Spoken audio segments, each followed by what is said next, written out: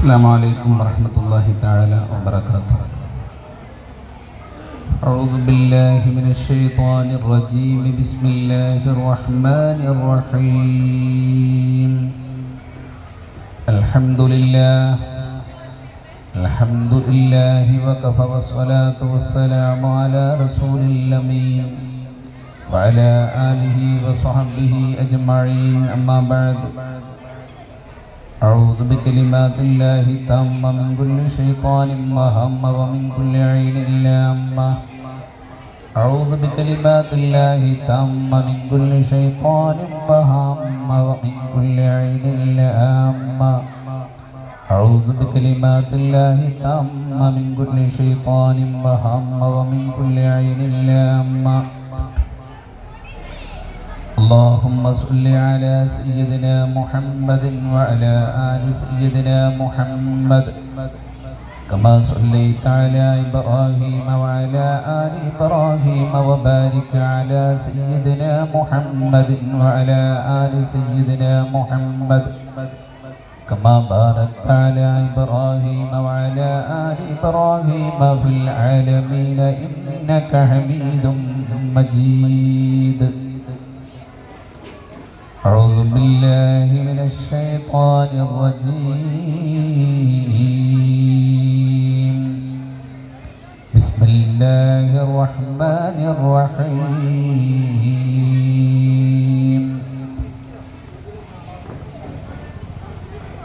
تلك الدار الآخرة نجعلها للذين لا يريدون علوا في الأرض ولا فسادا والعاقبة للمتقين.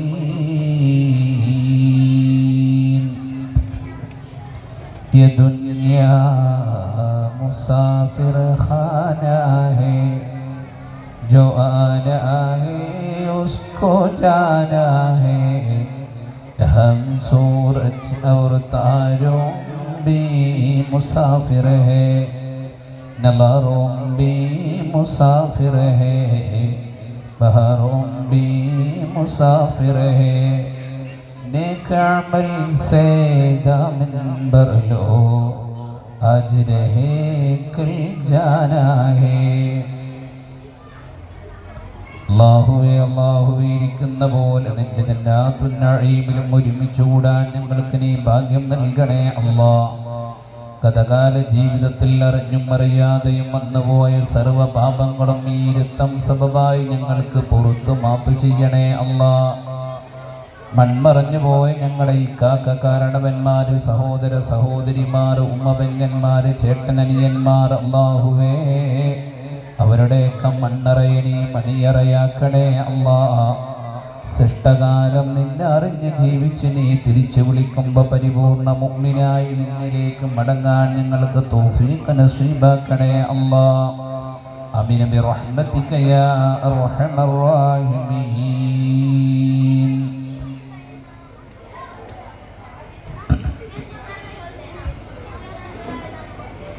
ബഹുമാനമുള്ള പണ്ഡിത ശ്രേഷ്ഠരെ,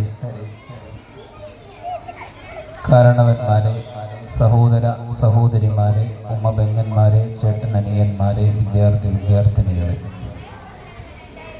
എൻ്റെ ശബ്ദം ശമിക്കുന്ന അന്യമതസ്ഥരുണ്ടെങ്കിൽ ഈ വിശുദ്ധ സദസ്സിലേക്ക് 1000 വിപ്ലവാഭിവാദ്യങ്ങൾ നേർന്നുകൊണ്ട് ഞാൻ ക്ഷണിക്കുന്നു.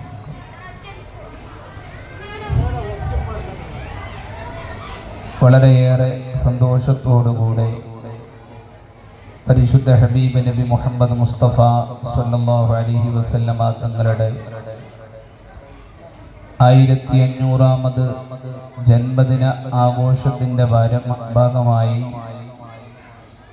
വിവിധ പരിപാടികളുമായി വ്യത്യസ്തമായ ദിവസങ്ങളിൽ വളരെ നല്ല നിലയിൽ സംഘടിപ്പിക്കപ്പെട്ട ഒരു വേദിയിലാണ് നമ്മൾ സംഗമിച്ചിരിക്കുന്നത്.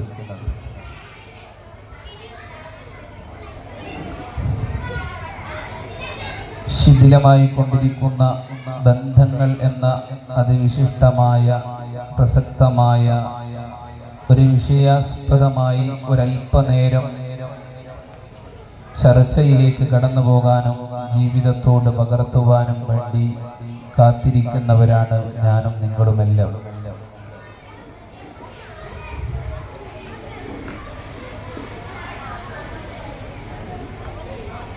വളരെയേറെ പ്രസക്തമായി വിഷയാസ്പദമായി വിശാലമായ ഒരു വിഷയത്തെ വളരെ ഹ്രസ്വമായൊരു സമയത്തിലേക്ക് കെട്ടിയിട്ട് ബന്ധിപ്പിക്കുന്ന രൂപത്തിലാണ് ഈ ഒരു അവതരണമുള്ളത്. കാരണം എല്ലാം ഒന്ന് കണ്ണോടിച്ചു പോവാൻ മാത്രമേ നമ്മുടെ മുമ്പിൽ സമയമുള്ളൂ. കാരണം ഇന്ന് നമ്മൾ വിചാരിച്ചതിലപ്പുറത്തേക്ക് ഒരു മരണം കൂടെ സംഭവിച്ചതുകൊണ്ട് അതിൻ്റെ പേരിലും ഒരുപാട് ആളുകൾക്ക് ഒരുപാട് കാര്യങ്ങളിലേക്ക് ഓടേണ്ടതുണ്ട്. അവർക്ക് വേണ്ടി പ്രത്യേകമായ പ്രാർത്ഥന നടക്കേണ്ടതുണ്ട്. അല്ലാഹു റബ്ബുൽ ഇസ്സത്ത് എല്ലാം കബൂൽ ചെയ്യട്ടെ.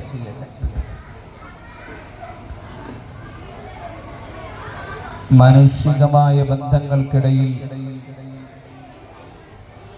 നടന്നുകൊണ്ടിരിക്കുന്ന അസംബന്ധങ്ങളും അധർമ്മങ്ങളും അനീതികളുമൊക്കെ നാൾക്ക് നാൾ വളർന്നുകൊണ്ടിരിക്കുന്ന ഈ ഒരു സാഹചര്യത്തിൽ മൃഗത്തിനേക്കാൾ അധപ്പതിച്ചു പോകുന്ന മനുഷ്യന്റെ വികൃതമായ സ്വഭാവത്തിനിടയിൽ പാരസ്പര്യത്തിനോ ബന്ധത്തിനോ സ്നേഹത്തിനോ സ്ഥാനമില്ലാത്ത ഈ ഒരു നവകാലഘട്ടത്തിൽ മനുഷ്യന്മാര് പരസ്പരം കടിച്ചു കീറുന്ന ഒരു സ്വഭാവത്തിലേക്ക്, ഒന്നുകൂടെ പറഞ്ഞാൽ സ്വാർത്ഥതയുടെ പുതിയ പുതിയ തലങ്ങൾ തേടി യാത്രയാവുന്ന മനുഷ്യന്റെ മുമ്പിലേക്കാണ് ബന്ധങ്ങളുടെയും സ്നേഹത്തിൻ്റെയും കൂട്ടുകുടുംബങ്ങളുടെയും സുഹൃത്ത് വൃന്ദാന്തങ്ങളുടെയും ഒക്കെ കഥ പറയുവാനും അതിൻ്റെയൊക്കെ വളരെ സുഹൃതം നിറഞ്ഞ ഒരു ബന്ധത്തിലേക്ക് വഴി നടത്തിപ്പോയ പരിശുദ്ധ ഹബീബ് നബി മുഹമ്മദ് മുസ്തഫ സ്വല്ലല്ലാഹു അലൈഹി വസല്ലമ തങ്ങളുടെ തിരു ഓർമ്മകൾക്ക് മുമ്പിലിരുന്നു കൊണ്ട് നമ്മൾ ആ വിഷയത്തിലേക്ക് കടന്നു പോകുന്നത്. സാക്ഷരത കേരളമെന്ന് ലോകഭൂപടത്തിൽ വളരെ അഭിമാനത്തോടുകൂടെ പറയുന്ന നമ്മുടെ കൊച്ചു കേരളത്തിലാണ് സ്വന്തം രക്തത്തിൽ പിറന്ന പിഞ്ചോമന പൈതലിനെ 12 വയസ്സുള്ളൊരു പൊന്നുമോളെ സ്വന്തം ഉമ്മയുടെ ഒത്താശയിൽ 40 പേര് കൂട്ടബലാത്സംഗം നടത്തിക്കൊണ്ട് കൊല ചെയ്യപ്പെട്ടത് മലയാളത്തിന്റെ മുത്തക്ഷി പത്രങ്ങൾ നമ്മളുടെ മുമ്പിലേക്ക് വിളിച്ചോതിയിരിക്കുന്നത്. തീവ്രവാദത്തിന്റെയും ഭീകരവാദത്തിന്റെയും പേരിൽ 20ഓളം വരുന്ന ആളുകളെ വരിവരിയായി നിർത്തി വെടിവെച്ചു കൊന്ന് മനുഷ്യ ഹൃദയങ്ങളിൽ നിന്ന് സ്നേഹം വറ്റിപ്പോയിക്കൊണ്ടിരിക്കുന്ന ഈ ഒരു കാലഘട്ടത്തിൽ മൃഗത്തിനെ പോലെ എന്ന് പറഞ്ഞാൽ മൃഗം പോലും നാണം കെട്ടുപോകുന്ന ഒരു സാഹചര്യത്തിലേക്കാണ് മനുഷ്യന്റെ അവസ്ഥ ഇന്ന് നീങ്ങിക്കൊണ്ടിരിക്കുന്നത്. പ്രബുദ്ധരായ ഉന്നതമായ സംസ്കൃതിയുടെ അനുരാഗത്തിന്റെയും അല്ലെങ്കിൽ വലിയ സംസ്കാരത്തിന്റെ ഉടമകളാണെന്ന് പറയുന്ന മുസ്ലിം ഉമ്മത്തിന്റെ ഇടയിൽ പോലും വളരെ ദയനീയമായ കാഴ്ചകൾ കണ്ടുകൊണ്ടിരിക്കുന്ന ഈ ഒരു സാഹചര്യത്തിൽ രക്തബന്ധങ്ങളെയും സുഹൃത്ത് ബന്ധങ്ങളെയും ഒക്കെ ചേർത്ത് നിർത്തുവാനും ഒരു പഴയകാല സുഹൃതത്തിലേക്ക് നടന്നു പോവാനും വേണ്ടിയാണ് ഇങ്ങനെയുള്ളൊരു വിഷയം നമ്മൾ ചർച്ച ചെയ്യാവുന്നത്. ആധുനിക മനുഷ്യന്റെ ഒരു പുതിയ ചിന്ത എന്ന് പറയുന്നത് അവന്റെ രക്തബന്ധങ്ങളെയും അവന്റെ സുഹൃത്ത് വൃന്ദാന്തങ്ങളെയൊക്കെ വിട്ടേച്ചുകൊണ്ട് ലോകത്തിന്റെ നാനാ കോണുകളിൽ ജീവിച്ചു കൊണ്ടിരിക്കുന്ന വ്യത്യസ്തരായ ആളുകളെ ഫേസ്ബുക്കിലൂടെയും ഇൻസ്റ്റാഗ്രാമിലൂടെയും ട്വിറ്ററിലൂടെയും ഒക്കെ പരിചയപ്പെടുത്തി, അല്ലെങ്കിൽ പുതിയ പുതിയ നവനവങ്ങളായി കടന്നു വരുന്ന പുതിയ ആപ്പുകളിലൂടെ സ്വന്തം സുഹൃത്ത് വലയങ്ങളെ കണ്ടെത്തിയിട്ട് ആ സുഹൃത്തുക്കളുടെ മുമ്പിൽ സ്വന്തം ഹൃദയം സമർപ്പിക്കുകയും ജീവിതം സമർപ്പിക്കുകയും ജീവിതത്തിന്റെ നല്ല കാലങ്ങളെ മുഴുവനും അവർക്ക് വേണ്ടി ഹോമിക്കപ്പെടുകയും ചെയ്തുകൊണ്ടിരിക്കുന്ന ഈ ഒരു സാഹചര്യത്തിൽ എൻ്റെ പ്രിയപ്പെട്ട സഹോദരിമാർ, എൻ്റെ പ്രിയപ്പെട്ട ഇക്കാക്കമാർ, തിരിച്ചറിയേണ്ട ചില സത്യങ്ങളുണ്ട്. നമ്മൾ നമ്മുടെ ബന്ധങ്ങളെ മുറിച്ചറിയപ്പെടുമ്പോ, നമ്മുടെ അയൽപ്പക്കക്കാരെ മാറ്റി നിർത്തപ്പെടുമ്പോ, നമ്മുടെ സുഹൃത്തുക്കളെ ഒറ്റപ്പെടുത്തിക്കൊണ്ടിരിക്കുമ്പോ നമ്മൾ ചിന്തിക്കേണ്ടത് പരിശുദ്ധ നബി മുഹമ്മദ് മുസ്തഫ സ്വല്ലല്ലാഹു അലൈഹി വസല്ലം തങ്ങള് മദീനത്തെ പള്ളിയിൽ ഇരുന്നു കൊണ്ട് സ്വഹാബത്തിന് ഇങ്ങനെ ക്ലാസ് എടുത്തുകൊണ്ടിരിക്കുകയാണ്. സ്വഹാബത്തിന്റെ മുമ്പിൽ ക്ലാസ് എടുത്തുകൊണ്ടിരിക്കുമ്പോൾ പെട്ടെന്ന് വളരെ സുന്ദരമായിട്ട് വിഷയങ്ങൾ ഇങ്ങനെ അവതരിപ്പിക്കുന്നതിനിടയിൽ പെട്ടെന്നാണ് പരിശുദ്ധ നബി സ്വല്ലല്ലാഹു അലൈഹി വസല്ലം തങ്ങള് വളരെ ഗൗരവത്തോടുകൂടെ, വളരെ തീഷ്ണമായ ഭാവത്തോടുകൂടെ, വിവരണമായ മുഖത്തോടുകൂടെ അവിടുന്ന് പറയാൻ തുടങ്ങി, സ്വഹാബ, ഈ സദസ്സിൽ ആരെങ്കിലും അല്ലാഹുവിന്റെ ഹബീബ് സല്ലല്ലാഹു അലൈഹി വസല്ലം തങ്ങൾ പറയുന്നത് ലാ യുജാലിസുനാ ഖാതിഉർ റഹീം, ഇവിടെ ആരെങ്കിലും ബന്ധങ്ങൾ മുറിച്ചവരുണ്ടെങ്കിൽ ഈ സദസ്സിൽ ഇരിക്കരുതേ, ഇവിടെ നിന്ന് എണീറ്റ് പോവണേ എന്ന് സയ്യിദുനാ മുഹമ്മദുർ റസൂലുള്ളാഹി സ്വല്ലല്ലാഹു അലൈഹി വസല്ലം. സ്വഹാബത്താകെ അങ്ങോട്ടും ഇങ്ങോട്ടും ഇങ്ങനെ നോട്ടമായി. എന്തിനാണ് ഹബീബ് ഇങ്ങനെ പറയുന്നത്? ആരെ നോക്കിയിട്ടാണ് ഈ പറയുന്നത്? എന്തിനാണ് ഈ ഹബീബ് ഇങ്ങനെ ഗൗരവത്തോടുകൂടെ വിളിച്ചോതുന്നത്? അതിനിടയിലാണ് ഫഖാമ ഫതം മിനൽ ഹൽഖ, ആ കൂടിയിരിക്കുന്ന ആളുകൾക്കിടയിൽ നിന്ന് ഒരു ചെറുപ്പക്കാരൻ അവിടെ നിന്ന് എണീറ്റു. വദഹബ ഇലാ ഖാലത്തില്ല, ആ മനുഷ്യന്റെ ഒരു ഇളയമ്മയുടെ വീട്ടിലേക്ക് ആ മനുഷ്യൻ കടന്നു പോവുകയാണ്. ആ ചെറുപ്പക്കാരൻ അവിടെ നിന്ന് എണീറ്റുകൊണ്ട് ഹബീബിന്റെ വാക്ക് കേട്ടുകൊണ്ട് പോകുന്നത് സ്വന്തം ഉമ്മയുടെ അനിയത്തിന്റെ വീട്ടിലേക്കാണ്. വകാന ബൈനഹുമാ ബഅദു ശൈ, അവർ രണ്ടുപേരുടെയും ഇടയിൽ ചില കശപിശകളുണ്ട്, ചില പ്രയാസങ്ങൾ നടന്നുകൊണ്ടിരിക്കുന്നുണ്ട്. ഈ സഹോദരൻ നേരെ ഉമ്മയുടെ അനിയത്തിന്റെ വീട്ടിലേക്ക് കടന്നു ചെന്നിട്ട് സലാം പറയുകയും തമ്മിലുള്ള പ്രയാസങ്ങളെ കുറിച്ച് ചർച്ച ചെയ്യുകയും അവിടുന്ന് എല്ലാം രമ്യമായി പരിഹരിക്കുകയും ചെയ്തിട്ട് ഈ സഹോദരൻ വീണ്ടും ആ സദസ്സിലേക്ക് ഓടി വരികയാണ്. അപ്പോഴാണ് പരിശുദ്ധ നബി സ്വല്ലല്ലാഹു അലൈഹി വസല്ലം തങ്ങളോട് ആ സ്വഹാബി ചോദിക്കുകയാണ്, എന്തിനാണ് ഹബീബേ അങ്ങിവിടുന്ന് എണീറ്റ് പോവണമെന്ന് പറഞ്ഞത്? എന്തിനാണ് എന്നോട് ഇവിടെ ഇരിക്കരുത് എന്ന് പറഞ്ഞത്? എന്നെ നോക്കിയിട്ടാണല്ലോ നിങ്ങൾ പറഞ്ഞത്. അതുകൊണ്ട് തന്നെ ഞാൻ എൻ്റെ ഇന്നലകളെ കുറിച്ച് ചിന്തിച്ചപ്പോഴാണ് എന്റെ കുടുംബത്തിനിടയിലുള്ള പ്രയാസങ്ങളെ ഞാൻ തിരിച്ചറിയുന്നത്. അപ്പോഴാണ് ഞാൻ അവിടെ നിന്ന് എണീറ്റിട്ട് നേരെ എൻ്റെ ഉമ്മയുടെ അനിയത്തിയുടെ അരികിലേക്ക് പോയി ഞാൻ പ്രശ്നപരിഹാരവുമായിട്ട് തിരിച്ചു വന്നത്. ആ സമയത്താണ് അല്ലാഹുവിന്റെ ഹബീബ് നബി മുഹമ്മദ് മുസ്തഫ സ്വല്ലല്ലാഹു അലൈഹി വസല്ലം, എൻ്റെ പ്രിയപ്പെട്ട സഹോദരങ്ങളെ, സഹോദരിമാരെ, ഹബീബ് പറയുന്ന വാക്കുകൾക്കണേ എന്തുകൊണ്ടാണ് ഒരു കുടുംബത്തിൽ കുടുംബം മുറിച്ച ആളുകൾ ഉണ്ടാവരുത് എന്ന് പറയുന്നത്?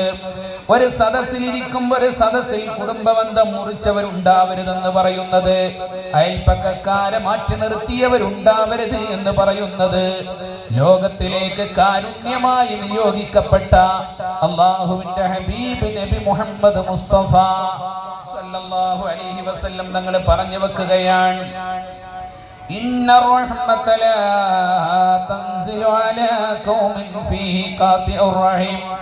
ഒരു സമുദായത്തിന്റെ മേൽ അല്ലാഹു അനുഗ്രഹം ചൊരിയാൻ വിചാരിച്ചാൽ, ഒരു കുടുംബത്തിന്റെ മേൽ അല്ലാഹു അവന്റെ കാരുണ്യം ചൊരിയാൻ വിചാരിച്ചാൽ, ഒരു മനുഷ്യൻ അല്ലാഹു ബറക്കത്ത് നൽകാൻ വിചാരിച്ചാൽ, ആ കുടുംബത്തിലോ ആ വീട്ടിലോ ആ തറവാട്ടിലോ ആ സദസ്സിലോ ഏതെങ്കിലും ബന്ധങ്ങളെ മുറിച്ചു കളഞ്ഞ മനുഷ്യനുണ്ടെങ്കിൽ അല്ലാഹുവിന്റെ റഹ്മത്ത് അല്ലാഹു അവിടത്തേക്ക് ഇറക്കില്ല. അല്ലാഹു അവന്റെ റഹ്മത്ത് നിഷേധിക്കപ്പെടുമെന്ന് അല്ലാഹുവിന്റെ ഹബീബ് നബി മുഹമ്മദ് മുസ്തഫ സ്വല്ലല്ലാഹു അലൈഹി വസല്ലം. എൻ്റെ പ്രിയപ്പെട്ട സഹോദരങ്ങളെ, ജീവിതത്തിൽ അനുഗ്രഹങ്ങൾ വരുന്നില്ല എന്ന് പരാതി പറയുമ്പോ, ജീവിതത്തിൽ ബറക്കത്തില്ല എന്ന് പരാതി പറയുമ്പോ അതിന്റെ കാരണം അന്വേഷിക്കണം.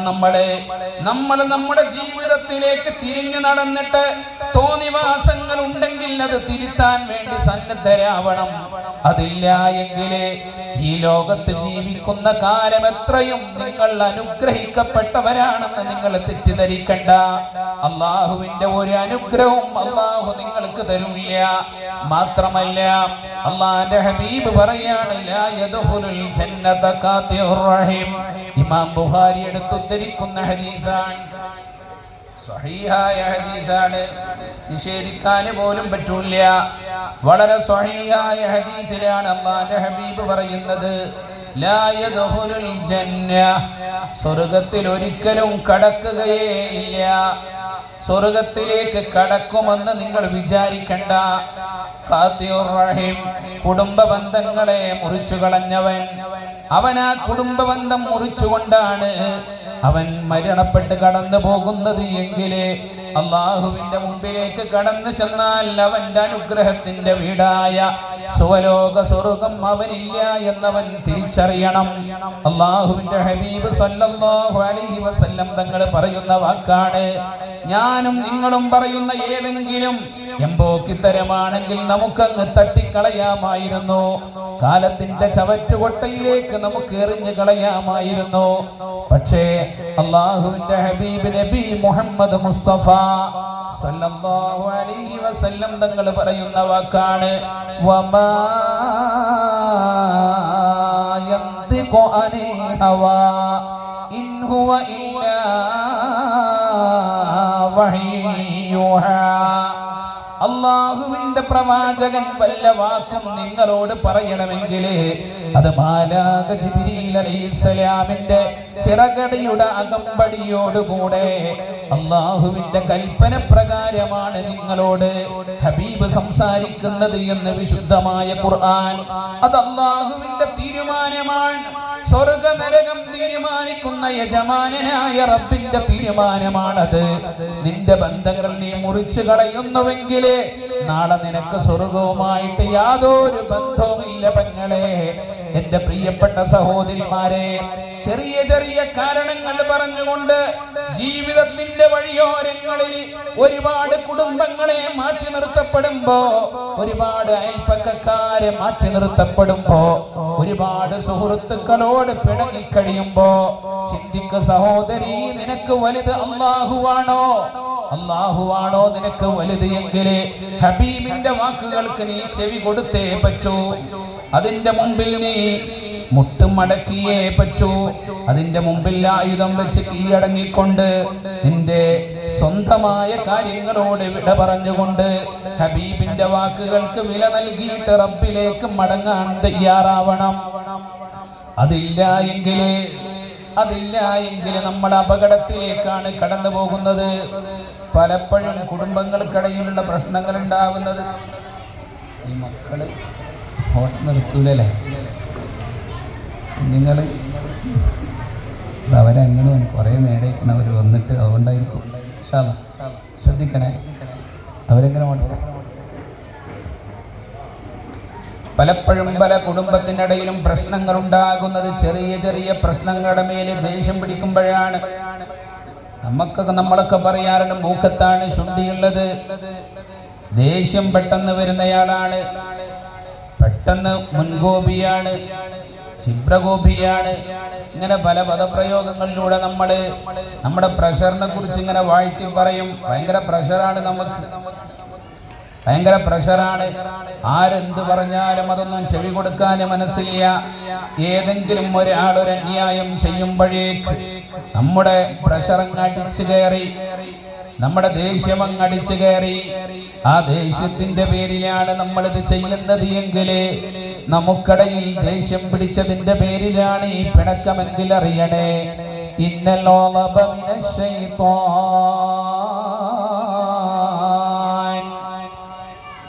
പിശാചിൽ നിന്ന് വരുന്ന സ്വഭാവമാണ് ദേഷ്യമെന്ന് പറയുന്നത്.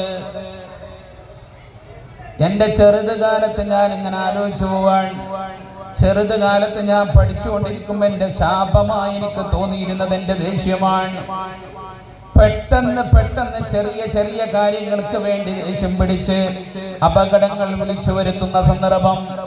ആ സമയത്താണ് സയ്യിദ് മുഹമ്മദ് അലി ശിഹാബ് തങ്ങള്, അല്ലാഹു ഖബറിടം വിശാലമാക്കി കൊടുക്കട്ടെ, സയ്യിദിന്റെ മുമ്പിൽ പോയി ഒരു സമയത്ത് സംസാരിക്കുമ്പോ ഞാൻ എൻ്റെ ഈ വിഷയം ഇങ്ങനെ സയ്യിദ് അവറുകളോട് സംസാരിച്ചപ്പോ മഹാനായ മുഹമ്മദ് അലി ശിഹാബ് തങ്ങൾ എന്നോട് പറഞ്ഞു, പൊന്നുമോനെ, ദേഷ്യം പിശാചിൻ്റെതാണെങ്കിൽ ആ പിശാചിനെ തോൽപ്പിക്കാനുള്ള ഏക വഴി സ്വലാത്തങ്ങ് ചൊല്ലിക്കോളൂ. ഒരുപാട് സ്വലാത്തങ്ങ് ചൊല്ലുമ്പോൾ മനുഷ്യന്റെ ഹൃദയത്തിൽ നിന്ന് ദുസ്വഭാവങ്ങളൊക്കെ മാറി നിൽക്കും എന്നുള്ളതാണ്. ആ അക്ഷരം പ്രതി അതുപോലെ അങ്ങ് വർഷങ്ങൾ നീണ്ടുപോയപ്പോ ഞാൻ എന്നിങ്ങനെ ആലോചിക്കാറുണ്ട്, ഒരു വർഷത്തിൽ 1-2 തവണ മാത്രമൊക്കെയാണ് ചിലപ്പോൾ ദേഷ്യം പിടിക്കുക. അതെന്നെ 1-2 മിനിറ്റൊക്കെ നീണ്ടു നിൽക്കുള്ളൂ. അധികമൊന്നും ദേഷ്യം പിടിക്കുക എന്ന് പറഞ്ഞ് എൻ്റെ സ്വഭാവത്തിൽ നിന്നേ കടന്നുപോയി. ഞാൻ എപ്പോഴും അല്ലാഹുവിനെ സ്തുതിക്കുന്ന കാര്യം അതാണ്.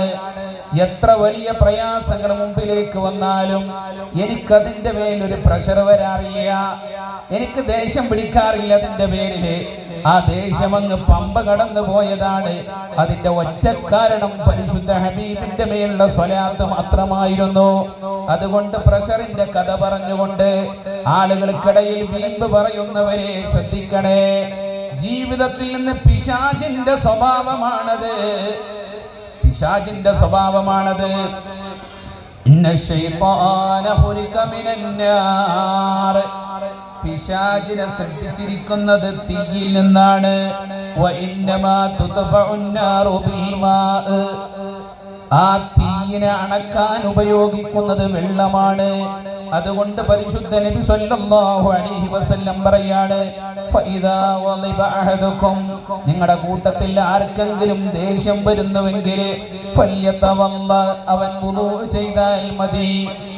അവൻ വുളൂ ചെയ്താൽ മതി, അവന്റെ ദേഷ്യം അങ്ങ് ഇല്ലാതെയാകും. കാരണം പിശാചിന്റെ സ്വഭാവമായതുകൊണ്ട്, പിശാച് തീയിൽ നിന്നാണ്, തീയിൽ നിന്ന് വന്ന സ്വഭാവമായതുകൊണ്ട് വുളൂഇന്റെ വെള്ളമങ്ങ് ശരീരത്തിലേക്ക് ചേരലോടുകൂടെ ആ പിശാചിന്റെ തീയങ്ങ് അണഞ്ഞു പോകുമെന്ന് മുത്തു മുസ്തഫ സല്ലല്ലാഹു അലൈഹി വസല്ലം. അതുകൊണ്ട് ദേഷ്യം പിടിക്കുമ്പോ ചെയ്യേണ്ട പണി അതാണ്. അല്ലാതെ ആരാന്റെ നെഞ്ചത്ത് കയറലല്ല, ആരാന്റെ നെഞ്ചത്ത് കയറലല്ല, കുടുംബത്തിനിടയിൽ പ്രശ്നങ്ങൾ ഉണ്ടാക്കലല്ല, കയ്യിൽ കിട്ടിയത് കൊണ്ട് തന്റെ സഹോദരനെ വകവരുത്തലല്ല, പീച്ചാത്തി കൊണ്ട് മറ്റുള്ളവന്റെ നെഞ്ചകത്തേക്ക് തറച്ചു കയറ്റലല്ല. ദേഷ്യത്തിന്റെ വഴി എന്ന് പറയുന്നത് അല്ലാഹുവിന്റെ ഹബീബ് സല്ലല്ലാഹു അലൈഹി വസല്ലം തങ്ങള്, പരിശുദ്ധ നബി സല്ലല്ലാഹു അലൈഹി വസല്ലം തങ്ങൾ മദീനയിലൂടെ അങ്ങനെ കടന്നു പോകുമ്പോഴാണ് രണ്ട് ചെറുപ്പക്കാർ തമ്മിൽ ഇങ്ങനെ കശപിശ കൂടുന്നത്. അങ്ങോട്ടും ഇങ്ങോട്ടും വഴക്കാണ്. ആ സമയത്താണ് പരിശുദ്ധ നബി തങ്ങൾ അതിലൂടെ കടന്നു പോകുന്നത്. എന്നിട്ട് സ്വഹാബത്തിനോട് പറഞ്ഞു, സ്വഹാബ ലൗ ഖാല അഹദുഹുമാ അഊദു ബില്ലാഹി മിനശ് ശൈത്വാനിർ റജീം ലദഹബ അൻഹുമാ യജിദ്, അവന്റെ കൂട്ടത്തിൽ, ഈ രണ്ട് ചെറുപ്പക്കാരുടെ കൂട്ടത്തിൽ ഏതെങ്കിലും ഒരാള് ഒരഊദ് ഓതിയിരുന്നെങ്കിൽ അവന്റെ മനസ്സിലെത്തിയിരിക്കുന്ന ആ ദേഷ്യം അങ്ങില്ലാതെയായിരുന്നു. രണ്ടാമത്തെ വഴി പറഞ്ഞിരുന്നത് ഔദ് ചെല്ലാനാണ്. ദേഷ്യം പിടിക്കും നമ്മളൊക്കെ, മനുഷ്യന്മാരാണ്, മനുഷ്യ സഹജമാണ്.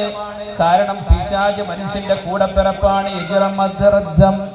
ഒരു മനുഷ്യന്റെ രക്തമോടുന്നിടത്തൂടെയൊക്കെ പിശാചിന് സഞ്ചാര പദങ്ങളുണ്ട് എന്ന് വിശുദ്ധമായ ഖുർആൻ. മനുഷ്യന്റെ രക്തമോടുന്നിടത്തൊക്കെ മുഴുവനും പിശാചിന്റെ സഞ്ചാര പദങ്ങൾ തീർക്കാൻ അവന് സാധ്യമാകുമെന്ന് പറയുന്നത് ഖുർആനാണ്. അതുകൊണ്ട് പിശാച് ഇടപെടും. പക്ഷേ പിശാചിനെ മാറ്റി നിർത്താനുള്ള വഴി അതാണ്.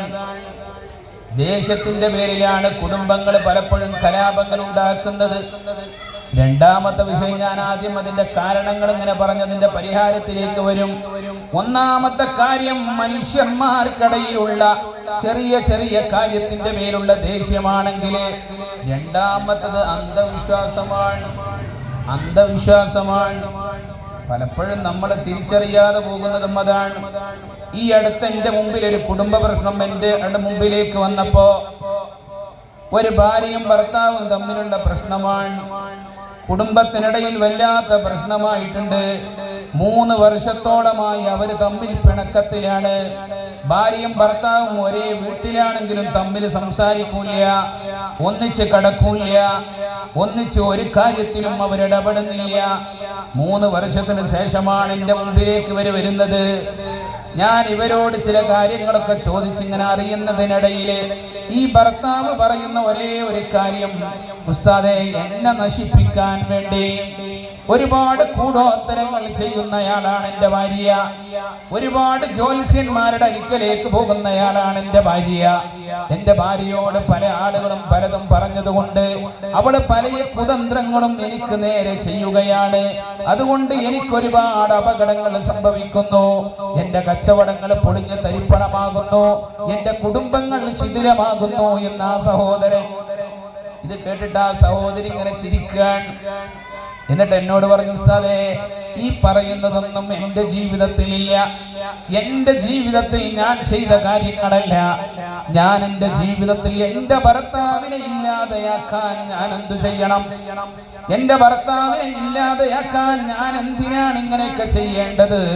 എൻ്റെ ഭർത്താവിൻ്റെ സമ്പത്ത് നശിച്ചാൽ എനിക്കല്ലേ ബുദ്ധിമുട്ട്? എൻ്റെ ഭർത്താവിൻ്റെ ശരീരം തളർന്നു പോയാൽ എനിക്കല്ലേ നഷ്ടപ്പെടുന്നത്? എൻ്റെ ഭർത്താവിൻ്റെ കുടുംബം ഇല്ലാതെയായാൽ എനിക്കല്ലേ കുടുംബമില്ലാതെയാവുന്നത്? ഈ പറയുന്നതൊന്നും ഇല്ലാ കഥകളാണെന്ന് ആ സഹോദരി നിറകണ്ണുകളോടെ പറയുമ്പോ ഞാൻ ഈ സഹോദരനോട് ചോദിച്ചു, ഒറ്റക്ക് ഇരുത്തിയിട്ട് ഇവർ രണ്ടുപേരെയും ഞാൻ മാറ്റി നിർത്തിയിട്ട് ഈ ചെറുപ്പക്കാരനെ മാത്രം എന്ന് എൻ്റെ അടുത്തേക്ക് വിളിച്ചു വരുത്തി. എന്നിട്ട് ഞാൻ ചോദിച്ചു, അല്ല മോനെ, നിന്റെ ഭാര്യ നിനക്കെതിരെ സിഹ്ർ ചെയ്യുന്നു, നിനക്കെതിരെ കൂടോത്തരങ്ങൾ ചെയ്യുന്നു, ഇതാരാണ് നിനക്ക് പറഞ്ഞു തന്നത്? ഈ ചെറുപ്പക്കാരൻ പറയാ, ഞാനൊരു ഉസ്താദിന്റെ അടുത്ത് പോയിരുന്നു. ആ ഉസ്താദ് എന്നോട് പറഞ്ഞു, നിന്റെ ഭാര്യ നിനക്കെതിരെ സിഹ്ർ ചെയ്യുന്നുണ്ട് എന്ന്. എന്റെ പ്രിയപ്പെട്ട ഉമ്മമാരെ, എന്റെ പ്രിയപ്പെട്ട ഇക്കാക്കമാരെ, നാട് നീളെ ചികിത്സയുടെ പേരിലും അല്ലെങ്കിൽ ഒരുപാട് കർമ്മങ്ങളുടെ പേരില് ഒരുപാട് അന്ധവിശ്വാസങ്ങൾ പരത്തുന്ന ഒരുപാട് ജ്യോത്സ്യ കണക്കന്മാരും ഒരുപാട് ഉസ്താദുമാരാണെന്ന് പേര് പറഞ്ഞുകൊണ്ട് തലപ്പാവുധാരികളും ഇറങ്ങി നടക്കുന്ന കാലമാണ്. ഇவ்விதമുള്ള തട്ടിപ്പിന്റെ പേരിലാണ് നിങ്ങൾ കടന്നു പോകുന്നത് എങ്കിൽ നിങ്ങൾ തിരിച്ചറിയണേ. ഒരു ഉസ്താദിന്റെ അടുത്തും പോവേണ്ട ആവശ്യമില്ല. അതിന്റെ പേരില് സിഹറുണ്ടോ തിരിച്ചറിയേണ്ടി വരും. സിഹറില്ല എന്നൊന്നും പറയുന്നില്ല ഉസ്താദ്. കാരണം ഈ ട്രീറ്റ്മെന്റുമായി ബന്ധപ്പെട്ട് 21 ഗുരുനാഥന്മാരുടെ കയ്യിൽ നിന്ന് ശിഷ്യത്വം സ്വീകരിച്ച മനുഷ്യനാണ് ഞാൻ. 21 ഗുരുനാഥന്മാരിൽ നിന്ന് ഒരുപാട് കാര്യങ്ങൾ പഠിച്ചവരാണ് ഞാൻ. ഇത് പഠിച്ചുകൊണ്ട് തന്നെയാണ് ഞാൻ പറയുന്നത്. ഏതെങ്കിലും ഒരാളുടെ മുമ്പിൽ പോയിട്ട് കുടുംബം തകർക്കുന്ന വാക്ക് പറയുന്നുണ്ടെങ്കിൽ അവൻ കള്ളനാണ്, അവൻ സമുദായത്തിനിടയിൽ പ്രശ്നക്കാരനാണ്, അവനാണ് ലോകത്തിലെ ഏറ്റവും വലിയ പ്രയാസക്കാരൻ. ആരാണിത് പഠിപ്പിച്ചത്?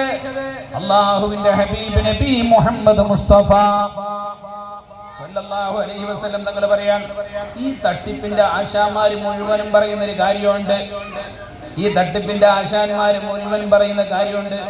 നമ്മൾ അവന്മാരുടെ അരികിലേക്ക് ചെന്നാൽ നല്ല കുപ്പായവും നല്ല തലീകെട്ടും നല്ല ഷാളൊക്കെ ഉണ്ട്, എല്ലാം കാണാനൊക്കെ നല്ല ഭംഗിയാണ്.